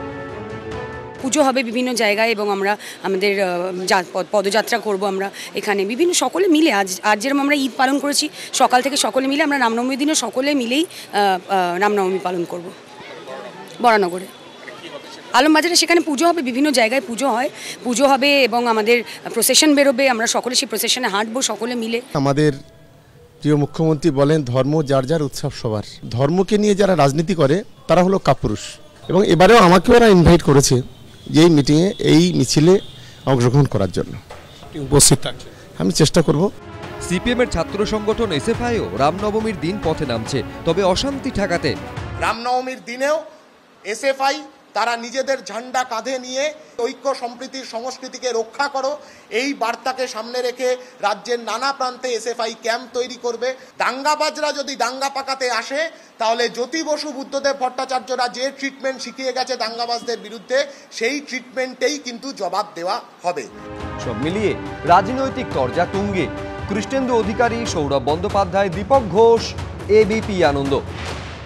বিশ্বনাথের কাছে আসবো। বিশ্বনাথ, এটা স্ট্র্যাটেজির চেঞ্জ হিসেবে দেখছেন কিনা? তার কারণ হচ্ছে রামনবমীতে পুরো দমে তৃণমূল কংগ্রেস রাস্তায় নামছে। এর আগে আমরা বলতে শুনেছি অন্য বছর যে রামনবমী বাঙালিদের উৎসব নয়, রামনবমীর পাল্টা হনুমান জয়ন্তী করেছেন একজন নেতা, যিনি এখন অবশ্য বিজেপিতে। কিন্তু আমি বলছি তাহলে এই বছর রামনবমীতে সামিল হচ্ছে তৃণমূল। একেবারে তৃণমূলের কিন্তু 180 ডিগ্রি ঘুরে গেছে। কারণ যে তৃণমূল এটাকে বলা পশ্চিমবাংলার পুজো নয় বলতো, পশ্চিমবাংলার উৎসব বলতো না, হিন্দি বলয়ের উৎসব বলতো, তাহলে তারা নিজেরা পালন করছে কেন? দেখুন সুমনদা, ভোট বড় বালাই। কারণ বিজেপি যখন অন্য জায়গায় অন্য ইস্যুগুলোর কনটেক্সটে পাচ্ছে না, তখন বিজেপি সরাসরি হিন্দি বলয়ের হিন্দুত্বের রাজনীতি শুরু করলো। এবং হিন্দু বলয়ের হিন্দুত্বের রাজনীতি এবং বাংলাদেশে ঘটনার পরে হিন্দু পোলারাইজেশনের কিন্তু একটা স্কোপ আছে, যেটা শুভেন্দু অধিকারী এক্সপ্লোর করবার চেষ্টা করছে, যে হিন্দুত্বের রাজনীতি দিয়ে নির্বাচনে আগে কিছু করা যায় কিনা। কারণ এর আগে যদি দেখুন 21 সালে বা তারও আগে এক ইস্যু ভিত্তিক বা করাপশনের উপর ভিত্তি করে বিজেপি তেমন সাকসেস পায়নি। ফলে পুরো পোলারাইজেশনের রাজনীতির জায়গা থেকে কিছু পাওয়া যায় কিনা। শুভেন্দু অধিকারী যেই মুহূর্তে বলছেন যে প্রত্যেকটা কনস্টিটুয়েন্সির থেকে লোক বেরোবে, 1 কোটি লোক আমাদের সামিল করতে চাই, সেই মুহূর্তে কিন্তু হিন্দু ভোটের পোলারাইজেশনের ভয়ে তৃণমূল কংগ্রেস কিন্তু বিজেপির অস্ত্রটাকে অ্যাপ্রোপ্রিয়েট করতে চাইছে। অ্যাপ্রোপ্রিয়েশন মানে কি? যে ভাই আমরা কম হিন্দু নই, যার জন্য ভবানীপুরের মতন জায়গায় যেখানে প্রায় 90% হিন্দু এলাকা, মমতা বন্দ্যোপাধ্যায়কে চ্যালেঞ্জ ছুড়েছে শুভেন্দু অধিকারী। ফলে হিন্দু ভোটের পোলারাইজেশন যাতে না করতে পারে, তাই ভবানীপুরে মানে রাম মন্দিরে আমরা আছি, রাম নবমীর মিছিল আমরা আছি, চুচুড়াতে হিন্দু প্রধান এলাকায় আমরা আছি, বরানগরে হিন্দু প্রধান এলাকায় আমরা আছি, মেদিনীপুরে হিন্দু প্রধান এলাকায়। এই যতটুকু জানতে পারছি সুমনদা, যে হিন্দু প্রধান এলাকাগুলোতে তৃণমূলও কিন্তু সমান্তরালভাবে রামনবমীর মিছিল বার করতে চাইছে টু কাউন্টার বিজেপি, যে আমরাও কম হিন্দু নই। আমি বলছি জয় কার হলো? না বিজেপির জয় হলো, না তৃণমূলের জয় হলো। জয় কিন্তু মানে যে হাসছে সে হলো তো RSS, যে ভাই সবাইকেই রামে আমি আনছি। সবার কাছে যাবো আগে। প্রথম হচ্ছে রামনবমী মিছিল আগেও হয়তো এতটা তৃণমূল প্রচার করে করেনি, আবার শুরু করেছে আর কি। একটাই সুবিধে, তৃণমূল আর বিজেপি দুজনেই যদি রামনবমীর মিছিল করে তাহলে তাদের নেতাদেরকে কোন দলে আছে অত ভাবার দরকার নেই। এই মিছিল ও মিছিল মিশে গেলে কোনো রকম তৃণমূল আর বিজেপির নেতাদের কোনো রকম সমস্যা হবে না। দ্বিতীয় হচ্ছে হিন্দুরা আর ঘুমোতে পারবে না, কারণ দুটো দল মিলেই যেভাবে জাগো হিন্দু জাগো বলছে, তাতে যে অল্প সময় আমরা রাত্রিবেলাটা ঘুমোতাম, সেই ঘুমোনোর আর টাইমটাও নেই, সারাক্ষণ আমাদের জাগতে হবে। এবং মূল যে ব্যাপারটা দেখুন, কম্পিটিটিভ কমিউনালিজমের যে জায়গাটা, প্রতিযোগিতামূলক সাম্প্রদায়িকতা, সেখানে কিন্তু একটা সিরিয়াস ব্যাপার আছে, যে ঝামেলা বাঁধতে পারে, খুব অশান্তি হতে পারে। কিন্তু তার উপরে আপনি নেতাদের বক্তব্যগুলো যদি দেখেন, দেখবেন তার মধ্যে একটা ভীষণ মজার ভাব আছে। অর্থাৎ একটু আগে আপনাকে বলছিলাম না, যে এই যে বাচ্চাগুলো পুড়ে মারা গেল আর কি, তার মধ্যে যে অস্বস্তি, এই অস্বস্তি থেকে কিন্তু তৃণমূল কংগ্রেস এবং বিজেপি এই হালকা রাজনীতিটাই আনবে, এবং এই হালকা রাজনীতিটাই আমরা আগামী দিনে গুছিয়ে খাবো। এই রাজনীতিটার মধ্যেই আমরা থাকবো, এবং তৃণমূল যোগ বিজেপির ভোট 85-90 থেকে 95% গিয়ে পৌঁছবে। এইটাই হচ্ছে মূল উদ্দেশ্য। দেখো, দুর্গাপুজো হয়, তো দুর্গাপুজো যখন কোনো জায়গায় পুজো হয়, কোনো পার্টির কেউ যাচ্ছে হিসাবে দেখো না, মা দুর্গার পুজো হয়, ভগবান রামের পুজো হবে, কোন দল করবে কি করে আসবে, এখন সবাইকে ওয়েলকাম জানানো হয়। রামনবমী উদযাপন সমিতি করে, যে যেখানে আসতে পারে মরা করতে করতে তৃণমূল অন্তত রাম রাম করছে, এটা ভালো জিনিস। আর সেকেন্ড, দাদা কম্পিটিটিভ কমিউনিজমের কথা বলছিল, দাদাকে দেখে কম্পিটিটিভ কমিউনিজম থেকে বেশি আমি আমার কালচারাল কমিউনিজমের কথা বেশি মনে পড়ে। ছুপা বামপন্থী বলে, ভগবান দেখলে রাগ হয়। যাই হোক, দাদারাও চেষ্টা করুক, চেষ্টা করতে করতে একদিন মরা করতে করতে একদিন রাম নাম বলতে পারবে। আর লাস্ট একটা কথা বলবো, বিশ্বনাথার কথা, যে হিন্দুত্ব আমদানি করা, দেখো পশ্চিমবঙ্গ বাঙালি হিন্দুর হোমল্যান্ড, পশ্চিমবঙ্গ বাঙালি হিন্দুর হোমল্যান্ড, এখানে হিন্দুত্বর আমদানি করার কোনো দরকার নেই। এই দেশটা ভাগ হয়েছিল, পশ্চিমবঙ্গ প্রচুর রক্তক্ষয় হয়েছিল, এখান থেকে বিভিন্ন জেলা থেকে কথা হচ্ছে RSS এর যে পলিটিক্যাল হিন্দুত্ব, তার সঙ্গে হিন্দু ধর্মের কোনো সম্পর্ক নেই। ক্ষিতিমোহন সেনের যে হিন্দু ধর্ম, তার সঙ্গে RSS এর যে হিন্দুত্ব, তার কোনো সম্পর্ক নেই। হিন্দুত্ব হচ্ছে এমন একটা দর্শন, কিন্তু আমি বলছি যে গত বছর বা তার আগের বছর তৃণমূল কংগ্রেস যেটাকে বলেছে যে বাঙালির উৎসবই নয়, এবং সে প্রচুর সমর্থনও পেয়েছে বলে আমি বলছি সেইখানে তারা যখন রামনবমীর এত বড় করে মিছিল করে পালন করছে, এটা কি স্ট্র্যাটেজি? একটাই থাকবে ওয়ার ক্রাই, আর একটা থাকবে শান্তি।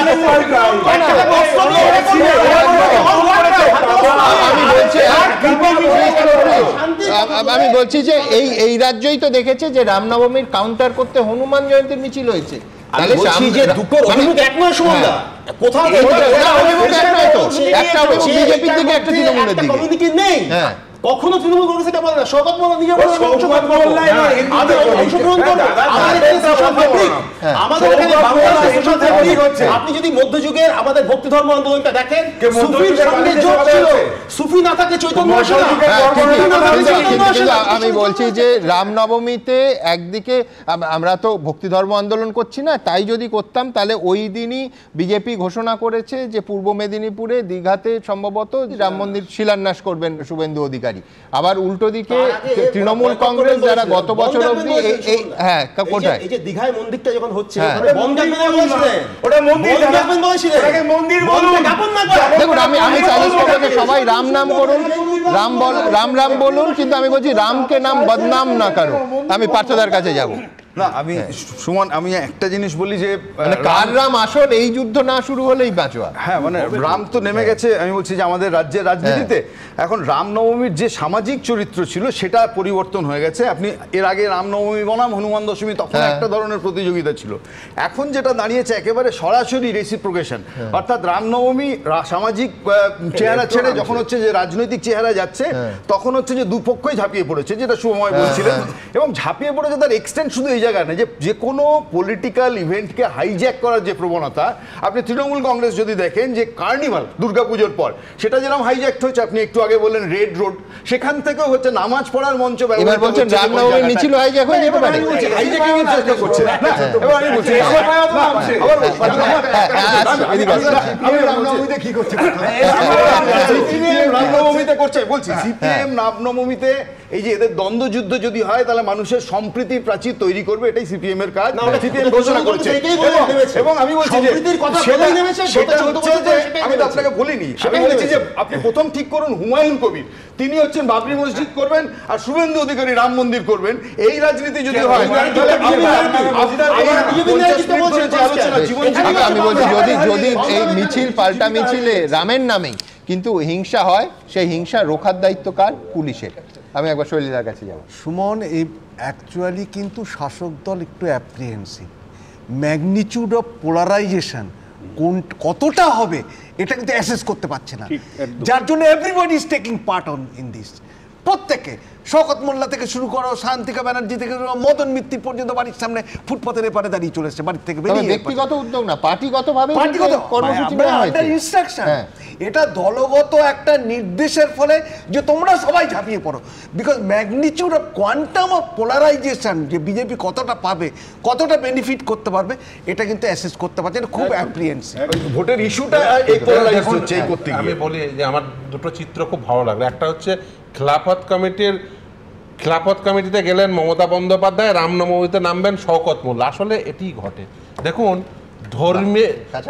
রাষ্ট্রে ধর্মীয় অনুপ্রবেশ হওয়া উচিত নয়, রাষ্ট্রের যে কনসেপ্ট, আধুনিক রাষ্ট্রের কনসেপ্ট। কিন্তু আমি এখন কি দেখছি, কি ধর্মে পলিটিক্যাল পার্টির ইন্টারভেনশন, এবং পলিটিক্যাল লিডাররা তারা ভোট পাওয়ার জন্য রাজনীতির কতটা তাদের দৈন্যতা তৈরি হয়েছে তাদের রাজনীতির, যে তাদের ধর্মীয় অনুষ্ঠানে তাদের সরাসরি অনুপ্রবেশ ঘটিয়ে বলতে পারে, এই যে বলছিলেন না কিছুক্ষণ আগে যে পার্টি সিদ্ধান্ত নিয়েছে রামনবমী পালন করবে। আচ্ছা, একটি রাজনৈতিক দলের কাজ হতে পারে যে ধর্মীয় অনুষ্ঠানে যারা পার্টিসিপেট করবেন, আচ্ছা ধর্মীয় অনুষ্ঠানে ধর্মপ্রাণ হিন্দু বা ধর্মপ্রাণ তারা, কিন্তু এখান থেকে একটা দিক খুব পরিষ্কার হয়ে যাচ্ছে যে আগামী নির্বাচন কি হতে চলেছে এবং নির্বাচনের ডাইনামিক্স কি হতে চলেছে। আসলে উভয় দলই, কি বিজেপি কি তৃণমূল কংগ্রেস, উভয় দলই যেটা সম্বল করতে চাইছেন সেটা হচ্ছে রাজনীতি। কারণ উভয়ই, একজন রাজ্যে ক্ষমতায় রয়েছে, একজন কেন্দ্রীয় ক্ষমতায় রয়েছে, তাদের যেটা ডেলিভার করা উচিত ছিল তারা সেটা ডেলিভার করতে পারছে না। তাই কর্মসংস্থান সম্বল শব্দটা ব্যবহার করলো। আমি বলছি যে হিন্দিতে একটা কথা আছে, রাম ভরসে, প্রায় রাম ভরসে এই রাজ্যের শাসক বিরোধী নেমে পড়েছে। দুজনের কাছেই যাবো। এই বলে ইতিহাস ভুলে গেলে ভবিষ্যৎ ক্ষমা করে না, কিন্তু দাদা এতগুলো কথা বললেন। আচ্ছা, শ্রীভূমি যে দুর্গাপুজো হয় তো কার পুজো ছিল? আজকে না সুজিত বোস টেক ওভার করেছে, তখন সুজিত বোস কোথায় ছিল? পুজোটা কার? সুভাষ চক্রবর্তীর। তারাপীঠে গিয়ে শ্যামা পুজোকে দিতে গিয়ে যখন শোকজ খেতে হয় তখন বলতো আমি শ্যামা সঙ্গীতে অ্যালবাম রেকর্ড করতে গেলাম। তো শ্যামা সঙ্গীত কি ধর্মের ব্যাপার নয়? দাদা আসল বলছি রাজনীতি, এটাই তো গন্ডগোল। ধর্মপ্রাণ মানুষ ভারতবর্ষে ছিল, থাকবে। সুভাষ চক্রবর্তী রাজনীতি, পুজো নিয়ে রাজনীতি,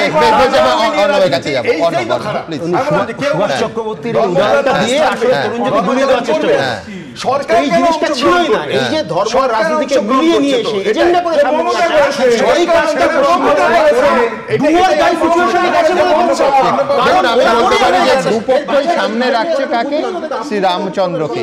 রামচন্দ্র যে পক্ষই যে দল মিছিল বের করুন, সেই মিছিলে কোনো রকমভাবে অন্যের অপমান হিংসা তো দূরের কথা, নিঃসন্দেহে চান না। আমরা শুধু চাই যে প্রত্যেক মানুষ মাথা উঁচু করে সম্মানের সঙ্গে তার যে ধর্ম পালনের ইচ্ছে, একটা গণতান্ত্রিক ধর্মনিরপেক্ষ রাজ্যের যেটা ন্যূনতম অধিকার মানুষের থাকে, সেইটা পালন হোক এবং পালন হোক সুষ্ঠুভাবে, যাতে অন্য কারুর অসুবিধে না হয়।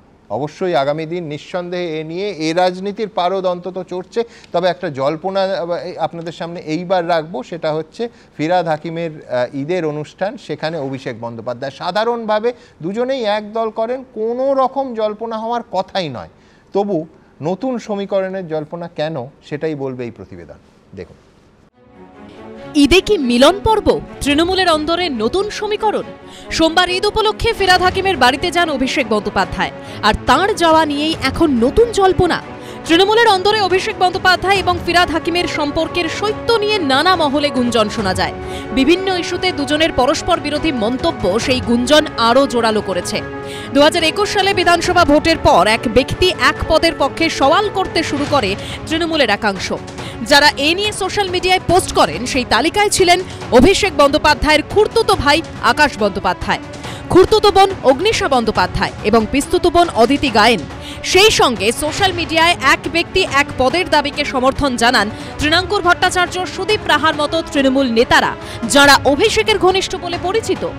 এই পোস্ট কার উদ্দেশ্যে তা নিয়ে যখন জল্পনা চলছে, তখন কড়া প্রতিক্রিয়া দিয়েছিলেন ফিরহাদ হাকিম। দলের সভানেত্রীর অনুমোদন সাপেক্ষে বলছি, সোশ্যাল মিডিয়ায় বিভ্রান্ত করবেন না। সোশ্যাল মিডিয়ায় এরকম পোস্ট করা দলের জন্য অন্যায়। যদিও এক ব্যক্তি এক পদের দাবির পাশে দাঁড়ান খোদ Abhishek Bandyopadhyay. Trinamool is the only party which is attempting to implement one person one post policy. বয়সের ঊর্ধ্বসীমা বেঁধে দেওয়া নিয়েও দুই সুর শোনা গেছিল অভিষেক বন্দ্যোপাধ্যায় এবং ফিরহাদ হাকিমের মুখে। রাজনীতি হোক বা যে কোনো ফিল্ডে হোক, আমি মনে করি একটা ঊর্ধ্বসীমা থাকা দরকার। রাজনীতি আর চাকরি দুটো আলাদা। পার্টিতে আমরা হলাম volunteer, we are not employed of the party. এই প্রেক্ষাপটে সোমবার ফিরহাদ হাকিমের বাড়িতে অভিষেক বন্দ্যোপাধ্যায়ের যাওয়া কি রাজনৈতিকভাবে অত্যন্ত তাৎপর্যপূর্ণ?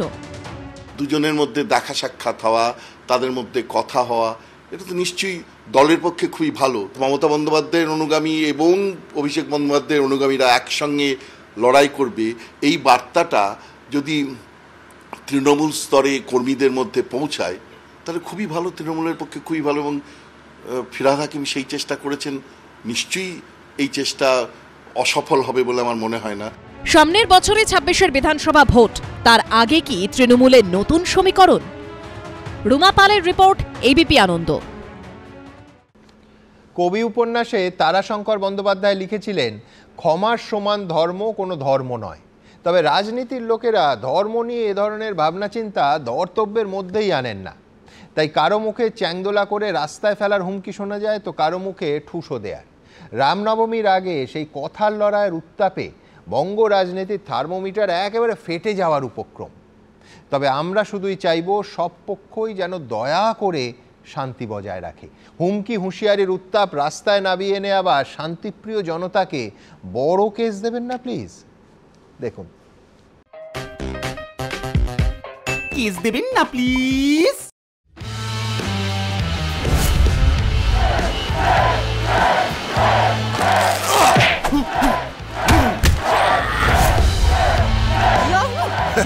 সাজি